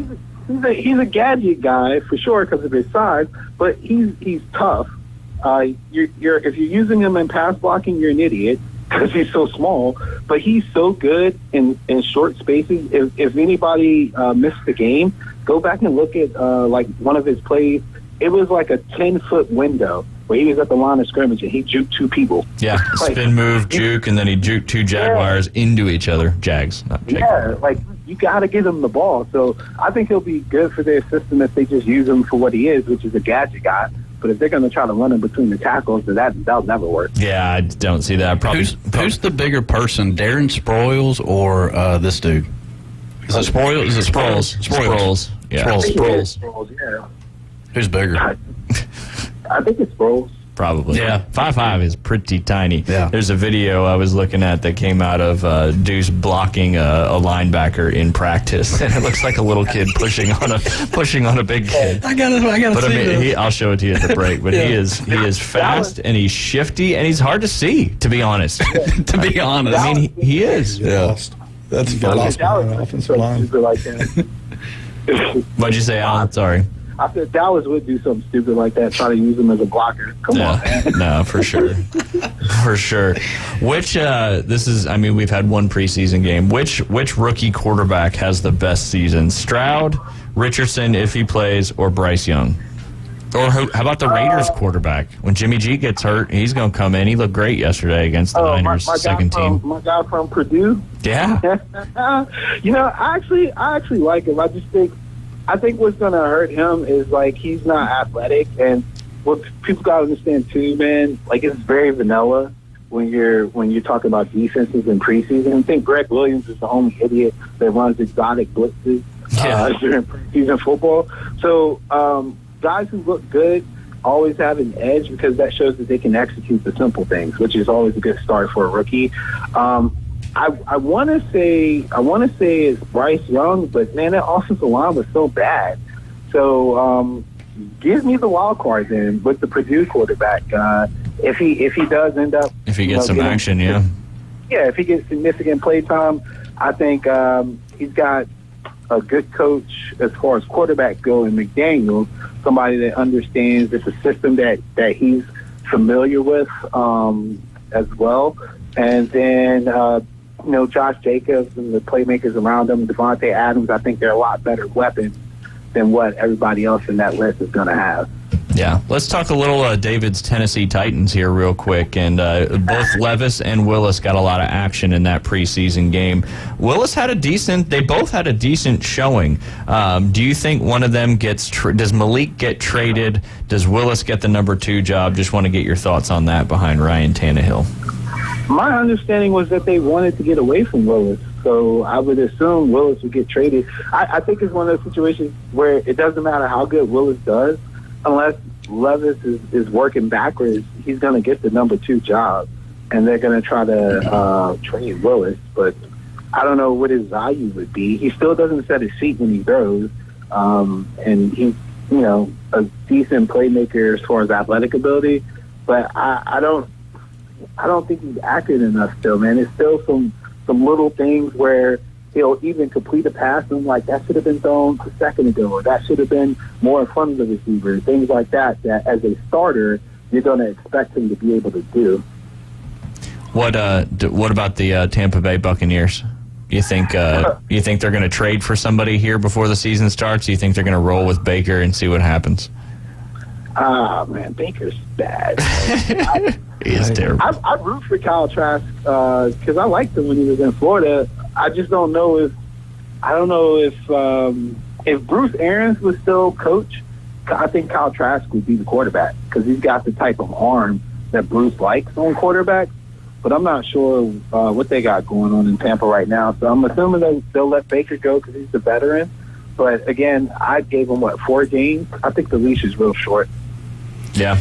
No. Bring back Gruden, man. That's the only thing Tampa's missing right now. Gruden got kicked out. Yeah. Hey, listen. He said some bad emails. Oh, he did. That was last year. From 2 years ago. Man, if you trash your boss, you're probably going to get fired and you can't come back. There you go. Oh, goodness. Zay Flowers, what do you think about old Zay? He had a great little preseason game there, just bouncing all around, fast and elusive. Yeah, they got to stay healthy and got to get people to give him the freaking ball, man. He's so athletic. It's kind of a shame that people don't focus on him more. Yeah, and it kind of got lost in the mix a little bit there. What do you think about the streak? The streak stayed alive. Sorry, I was drawing a blank there. I know that against the spread didn't work out, but the Ravens, they won 20-19. They beat the Eagles there to keep that preseason streak alive. That's for sure. Yeah, I got to give them credit, man, because if you think about it, there's a lot of turnover with those guys coming in like in the third and fourth quarter, and it seems like everybody knows what they're supposed to be doing and they're willing to execute. So I think it's a testament to the coaching and to the preparation of the Ravens that they literally can compete with anybody on the field if all variables are the same. My third string against your third string, my second string against your second string, and so forth. Like they're very solid organizations. Yeah, the old apples to apples, that's for sure.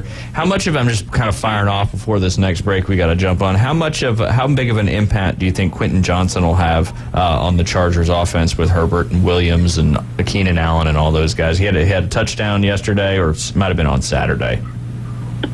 I think he gives them some more of what Mike Williams gave them, but healthier.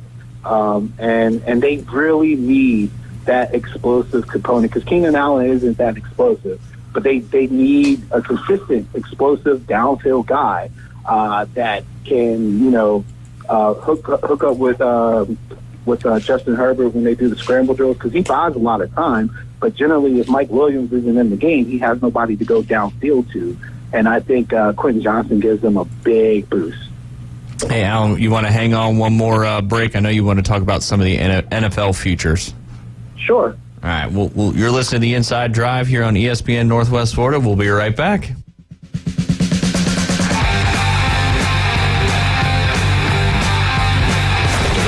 ESPN Northwest Florida is your touchdown headquarters for the Mosley Dolphins and the Auburn Tigers. Touchdown, Auburn! Plus, premier college and NFL games.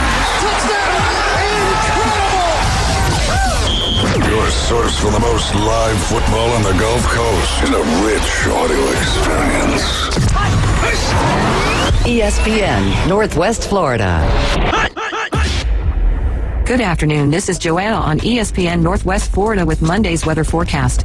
A mixture of some sun and likely thunderstorms the rest of the day with temps near 91 and a wind between 10 to 15 miles per hour.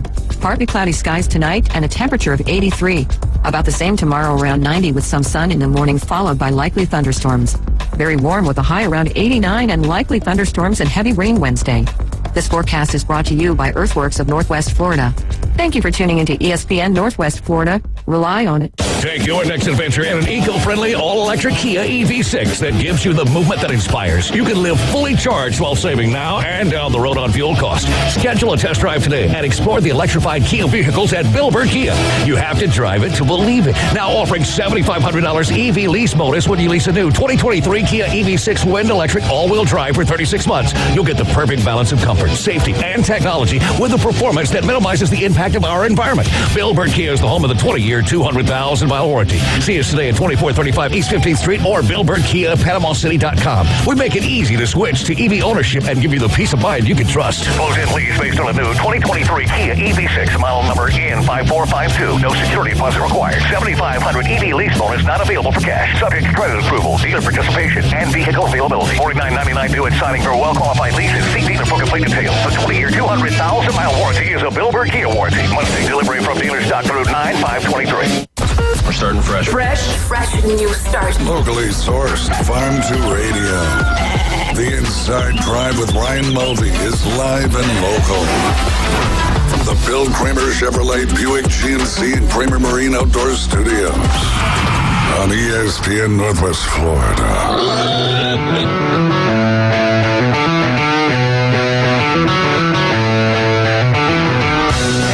Back. You're listening to The Inside Drive live here on ESPN Northwest Florida. There was the pig again, Jay. Was it? Yeah. Did you hear it? Did you have your headphones on? Wasn't that goat?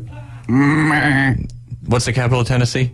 Memphis. I'm sticking with Memphis. But, you're rearranging it? I'm not Googling it. I'm not searching it up. Well, it was a pig, not a sheep, not a goat. Oh, I got you. All that particular stuff. I thought there was a goat on one of our intros. Intros. Was a goat specifically? Yeah. Are you sure? I'm pretty sure. I don't know if there was a goat. At one point. We'll have to look that up. Okay. But anyway, what is it? Often wrong, never in doubt. There you go. The motto of Jay Henley. I've learned that. That was great by Jay Chapman last Friday. That was good. We enjoyed having him in, that's for sure. It was a great conversation. Really enjoyed that. Chappie. That's what we're going to call it. That's what I'm going to call him from here on out. You guys are pretty much boys now, so you can call him whatever you want. Right. We both had the same first name and all that. Although spelled differently. It is spelled different. Yep. Yeah. You should put an E on the end of yours just for fun. I should. Yeah. But he is BLJ. He's better looking Jay. He says you're BLJ. No, I disagree. I'm kicking that one. We'll have to do a poll. Next time we have him on, we'll put a poll out there on Facebook Live. There you go. The demographics only watching when you're here. So right. Now when he's here too, it gets overwhelming. It does. That's why last Friday our ratings were so high. Yep. Alan, are you still there? Sorry. Yeah, I'm still here. My bad. I can go on and on with Jay. That is for sure. Good. Let's talk about some of these NFL futures that now is the time. Obviously you can't legally sports bet in Florida, but there's ways to figure it out. Now is the time to get those future bets in. We only got 3 weeks from Thursday till the start of the NFL season. And I got a couple questions for you as well. Mm-hmm. All right, go ahead. You go first, Alan. Then I'll ask you some questions. No, somebody said they had questions. I was gonna ask you some questions after you went through some of your features. I'll start. Oh, okay. Yeah, go ahead. Jump into your features and some of the good ones you got there. So I was very disappointed to know that I was late to some of the parties when I was in Vegas, looking at some of the futures. But I'm going to try a strategy this year where I look at the team's cover percentage last year. How well did they do against the spread last year? And then what their projected win total was, and then look at the projected win total this year, and then do like a comparison. So, for example, the Falcons, they were pretty solid against the number last year. Not a very good team, but pretty solid against the number. And I saw them at around 7.5. 7.5 wins. And I like the over there, even if it's just by one game. I really think they could be an 8-9 win team because of their division. Their division's pretty weak, and they're gonna have quite the advantage in the trenches on the offensive side. If you give them 2 games against the Panthers, 2 games against the Buccaneers, maybe a split against the Saints, and they usually catch 1 or 2 teams during the season, I think that's 8 wins. So I'm going to take a shot with them. The Colts, I'm very high on their coach, and I think, again, their division is very inconsistent. I think they can squeak out 7 wins. And then I'm high on the Bears. That's probably too high. I think the Bears might actually have a shot to win the division. So I'm looking at taking their over there. And if anybody's wondering if I'm looking at any unders, I actually think that the Bengals might be an under team this year. I think they land right at 11, which isn't a terrible season, but you got to think the Ravens are going to be healthier. They're going to have Lamar Jackson for the majority of the year, probably. Deshaun Watson's going to work out some of those kinks that he had coming back into the fold as a starting quarterback. And the Steelers are going to be competitive. It's going to be a grind in that division. And so I think 11.5, which is the same number that you have with the Chiefs, with the Niners, like their division is way harder than the Niners and Chiefs. So I think that's a good under bet there. Yeah, there you go. I was just looking at the odds, and it seems to be the under is definitely a little bit more of the favorite for their particular totals. Do you think, we asked this question on Friday, do you think that there's any team this year that's going to go 0-17? No. That's not a chance. Minus 1667. If there was one you think, who do you think? The Cardinals? As long as Kyler plays, they'll win at least one game just off of his athletic ability. There was a meme going around that had Kyler Murray. He was wearing that, I'm going to call it a man bra for lack of a better term. And he looked just like the one guy from The Longest Yard. It's pretty funny. Yeah. Hey, my friend sent that to me. I said, it's all fun and games until you end up like DeMar Hamlin. I was like, you better keep that thing on. Yeah, that's true. That's true. And Hamlin had a good preseason game. His first action out there, had a couple tackles. On the flip side, does any team go 17-0? Absolutely not. Is that day and age like gone at this point in the NFL? I think so, man. Like you would have to have so many things fall in favor for you, and then because the NFL is so greedy, all these Thursday night games, it's going to be difficult for somebody to go 17-0. Who would you predict if you had to pick somebody though, Alan? Who would you pick? If I had to pick somebody to go 17-0, like out of this year, I would say the Niners, just because our division's not as hard. But again, that's still a stretch too because our division is chaotic. Yeah, Seahawks could be right there, and you never know with the Rams. So, and the only reason I was going to say too, the only reason why I'm not going to say the Chiefs or the Bengals, because those are the other two favorite teams, is because you got to look at the quarterback play in their divisions. It's significantly better than what we're going to see in San Francisco. Same with the Eagles. The NFC East is always, for lack of better terms, chaotic. So you can't take them to go 17-0 either.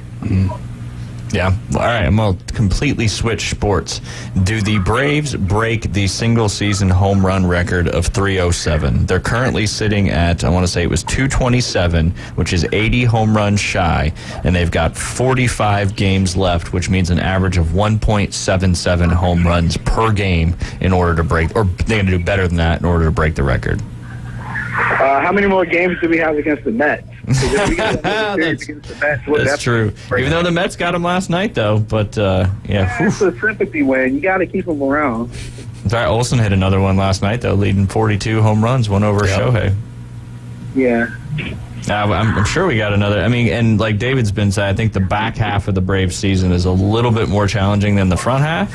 But home run hitting is a different ballgame, that's for sure. But it'd be crazy to see. I mean, they're currently, like I said, 227 home runs. They're leading the league in batting average with .274. Obviously, their pitchers have 75 wins, which is the most in the league. RBIs, 661. Just, having a great season, and be crazy to break that record. Yeah, it's doable, and with the weather and in our ballpark, it's going to be probably mid-90s or upper 80s most of the games for the rest of the season. True. Yeah, so warm. And then who do you think the Braves play in the World Series? Do you think it's your Orioles? No, I hope it's the Rangers, because I don't like Texas. I don't like Texas fans. And my friends are all Texas Ranger fans, so I want some get back, man, because they beat us in the series where we ended up beating them, but like there's so much trash talk between me and my friends, and one of them boldly predicted back in April it would be Rangers Braves, and I told them we might be there, but y'all won't. But here they are, so hopefully it's the Rangers. Yeah, the old Rangers. So they're sitting. I know that wild card in the NL right now is just crazy wild. I mean, no pun intended, but I mean there's 7 or 8 teams that are still in the hunt for that wild card. And that's a gift and a curse, man, because we're 11.5 up, and we're still like smoking hot in the division. We have a great record against teams with winning records. Theoretically, we might get to like mid-September and we can coast. Whereas everybody else still have to grind, but that can backfire when you come October because everybody else has been grinding for the last week and a half, and you've been chilling for the last week and a half. It takes a while to pick it back up. That's right.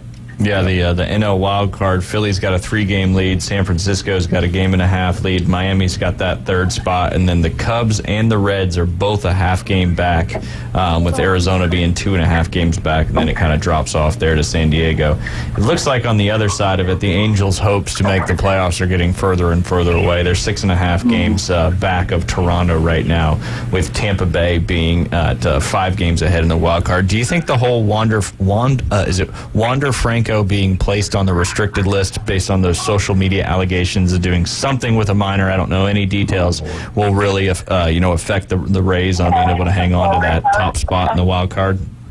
100%, man. Wander was a beast. Like, I saw somebody made a post like joking about like something and in relation to the age of the young lady in question, and I didn't get it. I didn't think anything of it, and I literally just bet on Wander Franco like Thursday or Friday. I took him like on the home run prop and the over because I was like, Wander's on a tear right now, and then I Googled the story, and I wish I hadn't.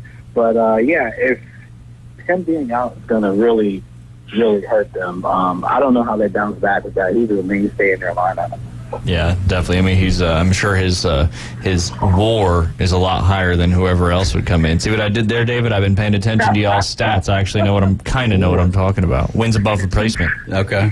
Hey, can David hear me? Yeah. David. Yeah. He sent me a meme comparing Austin Riley to Chipper Jones at this point in their careers. And I was like, Chipper's WAR is like 4 points higher than Austin Riley's. That's like in another stratosphere. Oh, yeah. I mean, Austin Riley's got a good bat and everything, but everything that Chipper could do altogether, yeah, ain't nothing like Chipper. That's right. Yeah.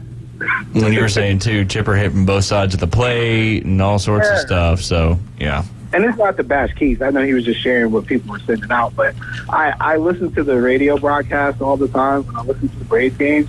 And I can hear it in their voice. They want to make the comparison so bad. And I'm like, you better not. Leave my heroes alone. Remember when they were doing that with Christian Pache and Andrew Jones? Even Andrew Jones was like, yeah, this kid's going to be great and everything. And I don't even know. Is he still on the roster for the Athletics? I believe he is, but you don't hear much about him. Shipped him to the shadow realm. Yeah, this Wander Franco stuff, though, is who knows what's going to happen. You know, MLB is going to be doing the investigation, but I just got on Twitter and started looking at some stuff, and someone said the girlfriend of Wander Franco is only 14 years old, but dive into the analytics, and you'll find she has an expected age of 18 plus. That's awful. That is, yeah, the Twitterverse is a crazy place. Yeah, the Braves start a 3-game series at home tonight against the New York Yankees. That'll be right here on ESPN Northwest Florida after the afternoon underdogs. First pitch will be at 6:20. Max Fried will get the start against Schmidt for the Yankees. And then Bryce Elder tomorrow night. That'll be on TBS for a little good old time fashion. Turner Broadcasting Network there for you, Jay. Let's go. That'll take you back a few years. They'll have a game on TBS. Bryce Elder will be the starter on that. And then Charlie Morton will round off the season. And then the Giants are coming into town. No, you're not going to the Braves. You're going to the Atlanta game. Yes. Yeah. So they got the Bengals game. The Bengals game. Yes. Sorry, not the Falcons game. Because you're not a Falcons fan anymore. Right. Yeah. That's right. The Bengals game. Yeah. And then they have Giants at home, and then 3 more games against the Mets there, Alan, starting next Monday, a week from today. Got a 3-game series. So not as much rest in between as much anymore as they're seeming to get a lot of games squeezed in here. And the Mets are not on the schedule again after that. So that rounds out. That's unfortunate. I know. But they are playing the Rockies in Colorado, 3 games there. A lot of opportunities to hit some dingers in that one. Yes, sir. Yeah, and Atlanta just needs, and I'm pretty sure Nick knows, like, just play with the house money. You got 11.5 game lead. If it shrinks down to 8 or something like that, that's fine too. Like, the pressure's on people chasing you. It's not on you being in the lead. And I think that's one thing Bruce Bochy was really great about.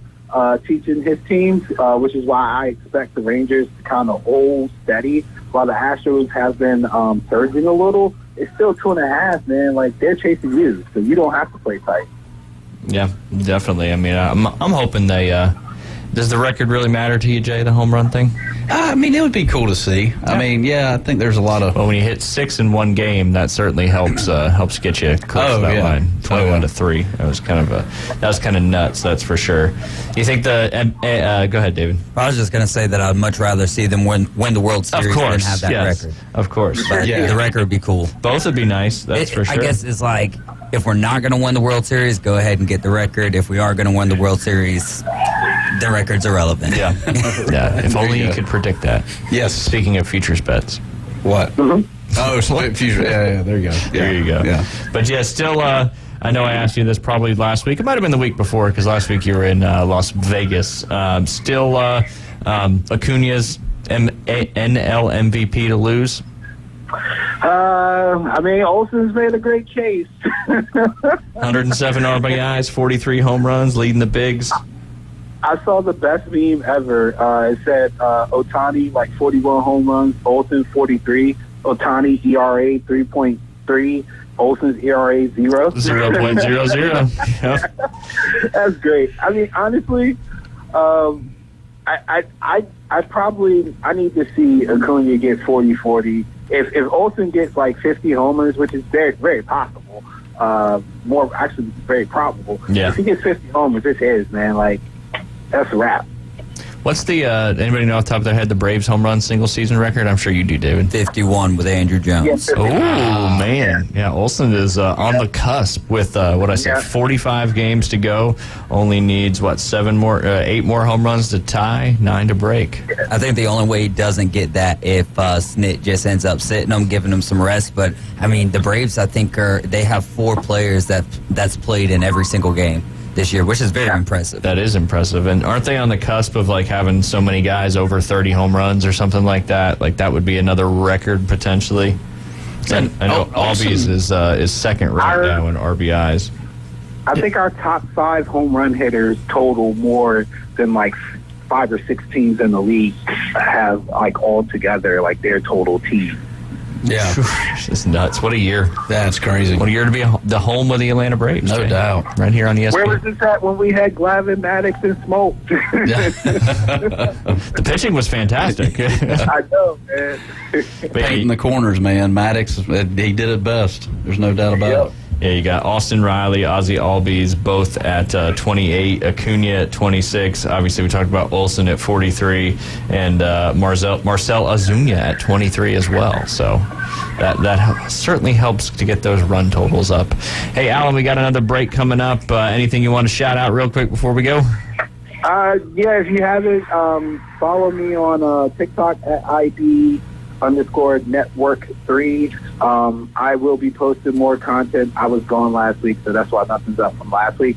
But I'll be talking RPO this week for folks who are not familiar with it. Jay, watch it. Jay. I will. Yeah, I was going to say, looking at you, Jay.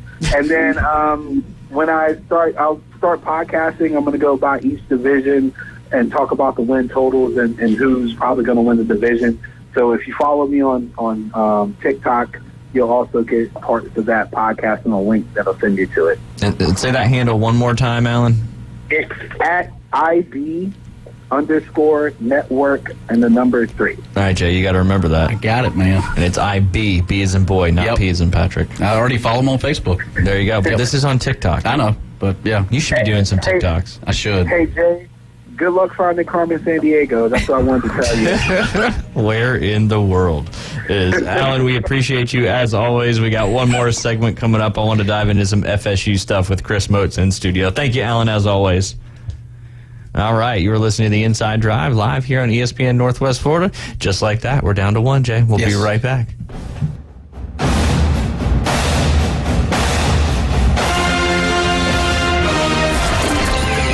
Set your alarm clock to wake up with the Coach Hales Show on ESPN Northwest Florida.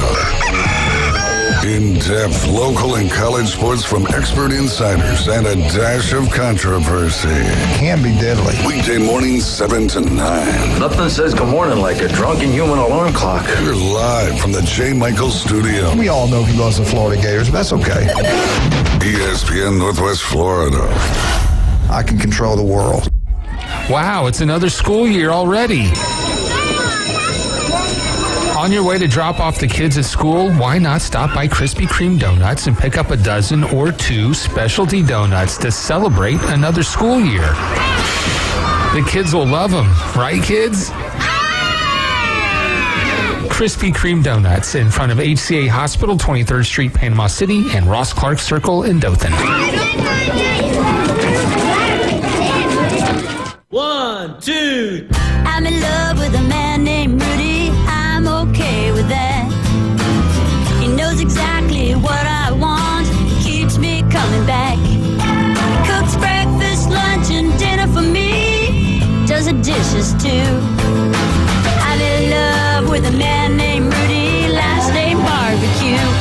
It sure is easy to fall in love with Rudy's tasty oak smoked barbecue. Next in line. Did you know that fees associated with real estate closings are virtually the same from one title company to the next? So what sets South Oak Title apart? Effective communication, customer service, expertise, and technology. If you're buying or selling real estate, refinancing a residential or commercial property, tell your realtor you want to close with South Oak Title. South Oak Title, with locations across the Southeast, including Panama City Beach, Inlet Beach, Destin, and Fort Walton Beach. Visit them online at southoaktitle.com. Do you suffer from political talk radio fatigue?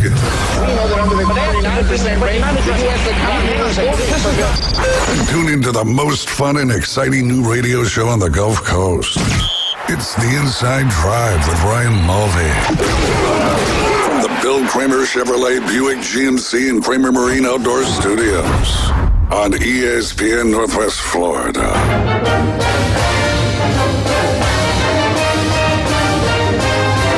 Florida State. Woo! Now I feel like I'm on the Coach James Hale Show.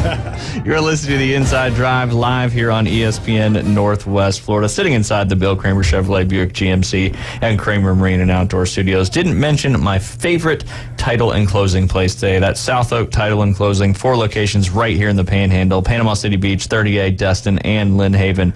Experience matters. Technology matters. They are the best. Beach House Sales Development uses South Oak Title and Closing for all their closing needs. Florida State, the AP poll just came out. Let's go ahead and run through that real quick. As I mentioned, Georgia, obviously number 1. Michigan coming in at number 2. I think they got 2 first-place votes. They were 13-1 last year. Surprisingly lost to TCU in that college football playoff semifinal. The Ohio State Buckeyes coming in at number 3, 11-2 last year. And then number 4, can you guess who, Jay? Let's see here.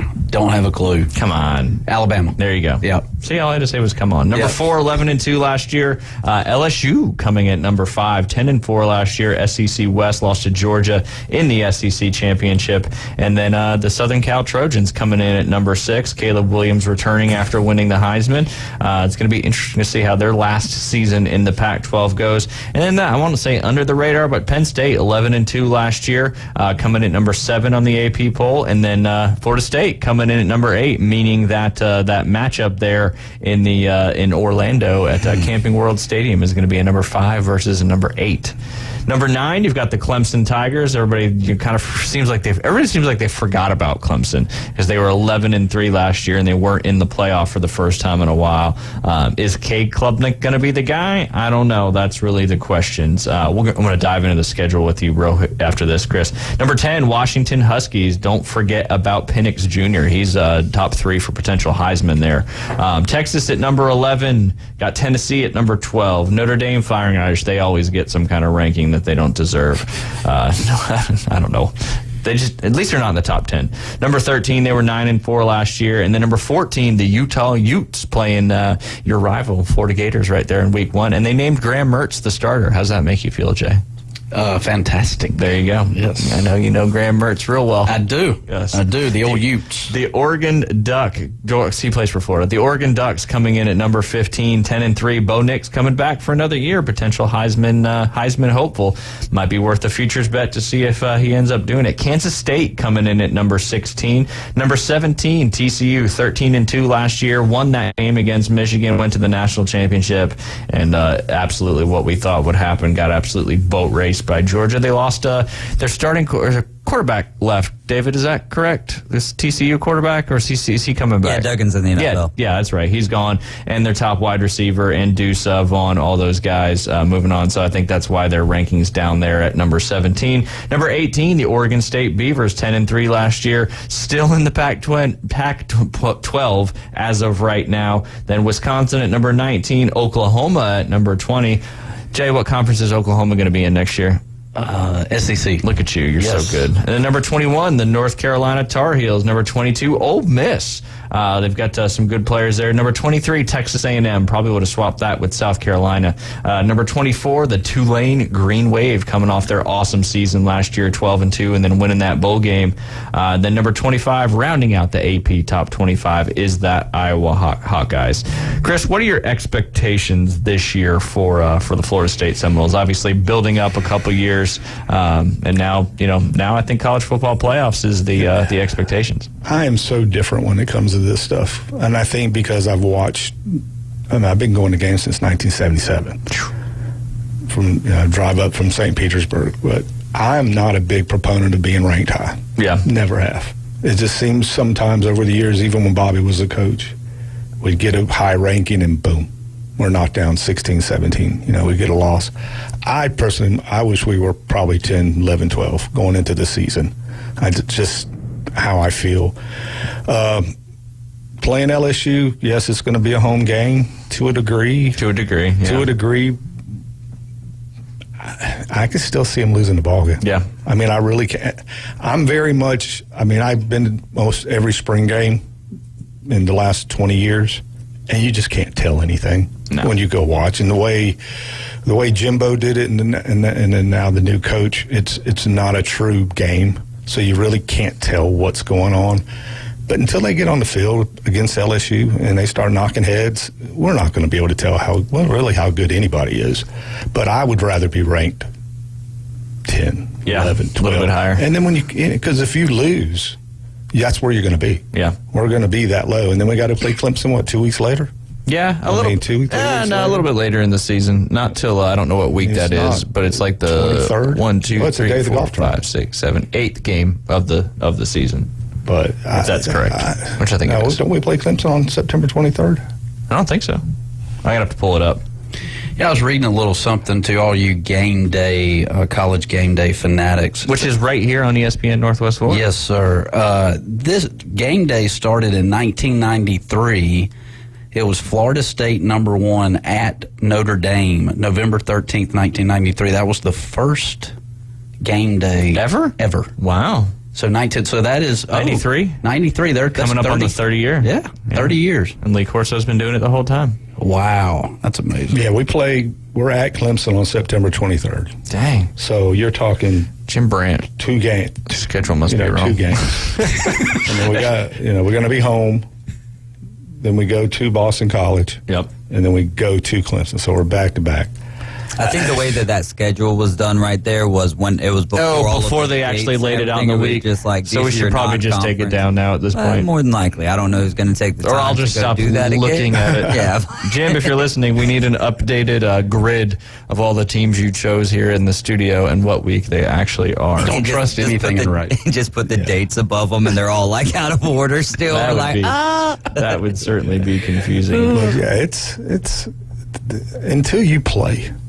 I mean, they can get all these guys in any of the college. They can get these guys through the portal, and again, you can sign X amount of 5-star, 4-stars. But until they get in a game and you really see what's going on, I can see them losing to LSU. I can see them losing to Clemson, and I hate to say this, I can see them losing to Florida. I mean, it's in the swamp this year, but it all depends on how healthy they are.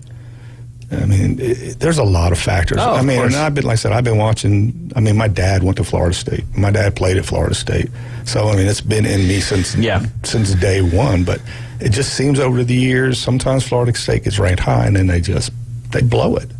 Man, I would just rather start out low. That's just how I look at it.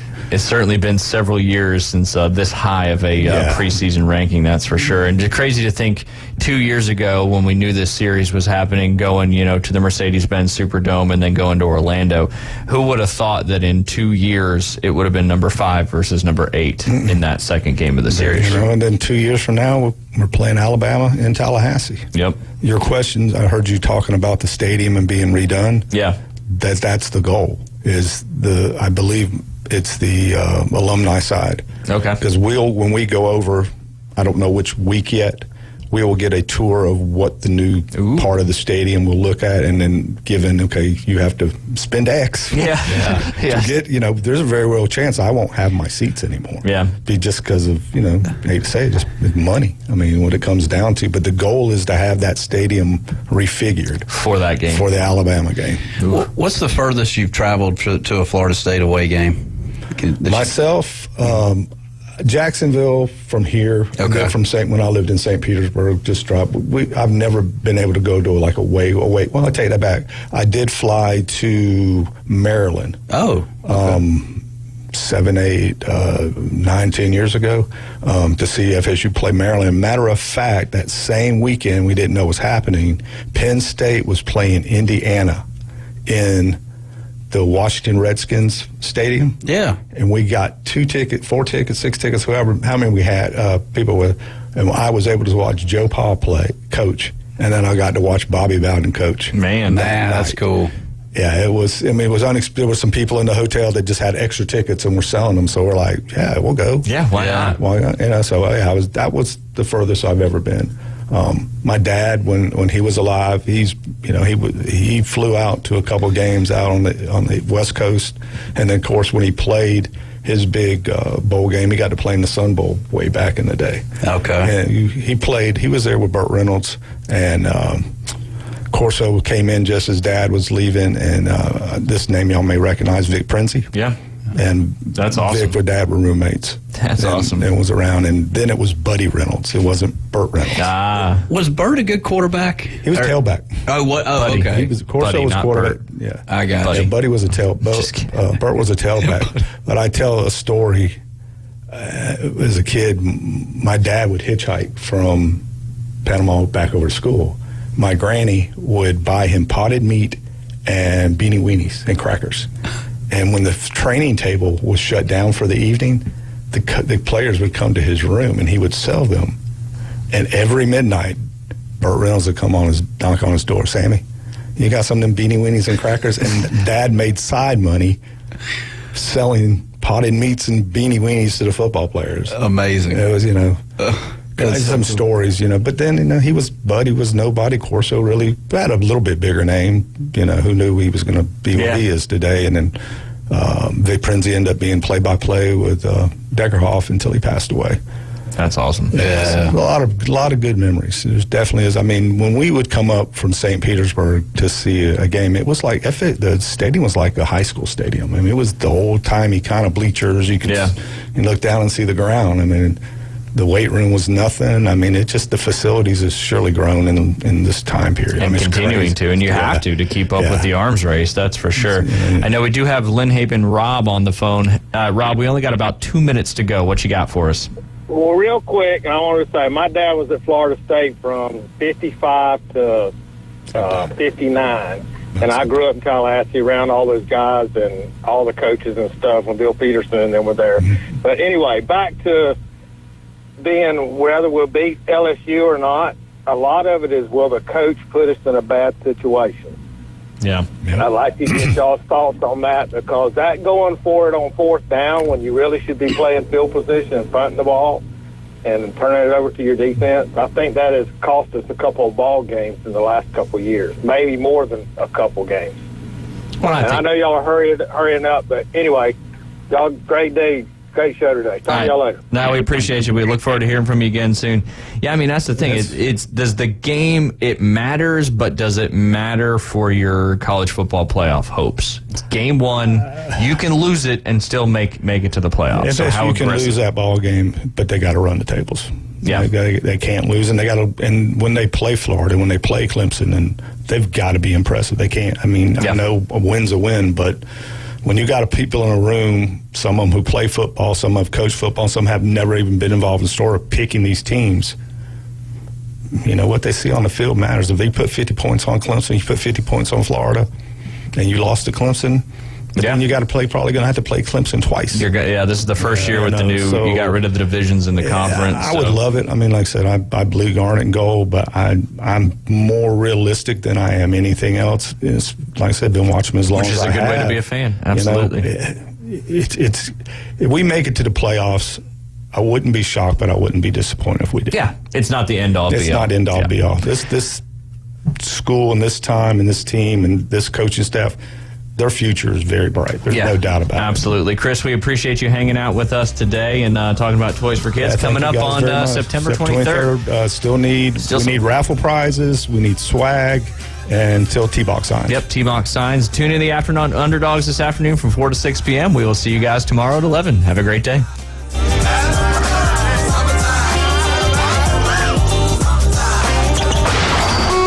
ESPN Northwest Florida, the Paul Feinbaum Show. Hello, Mr. Feinbaum. Well, hello. My name is Matthew. I'm 12, and I've called before. I like the show, but some of the callers aren't the sharpest knives in the drawer. So I guess that is part of the entertainment factor. For 12, you're just simply too smart. You've got this thing figured out. Yep. Paul Feinbaum, weeknights, 6 to 10 on ESPN Northwest Florida. Good afternoon. This is Joanna on ESPN Northwest Florida with Monday's weather forecast. A mixture of some sun and likely thunderstorms the rest of the day with temps near 91 and a wind between 10 to 15 miles per hour. Partly cloudy skies tonight and a temperature of 83. About the same tomorrow around 90 with some sun.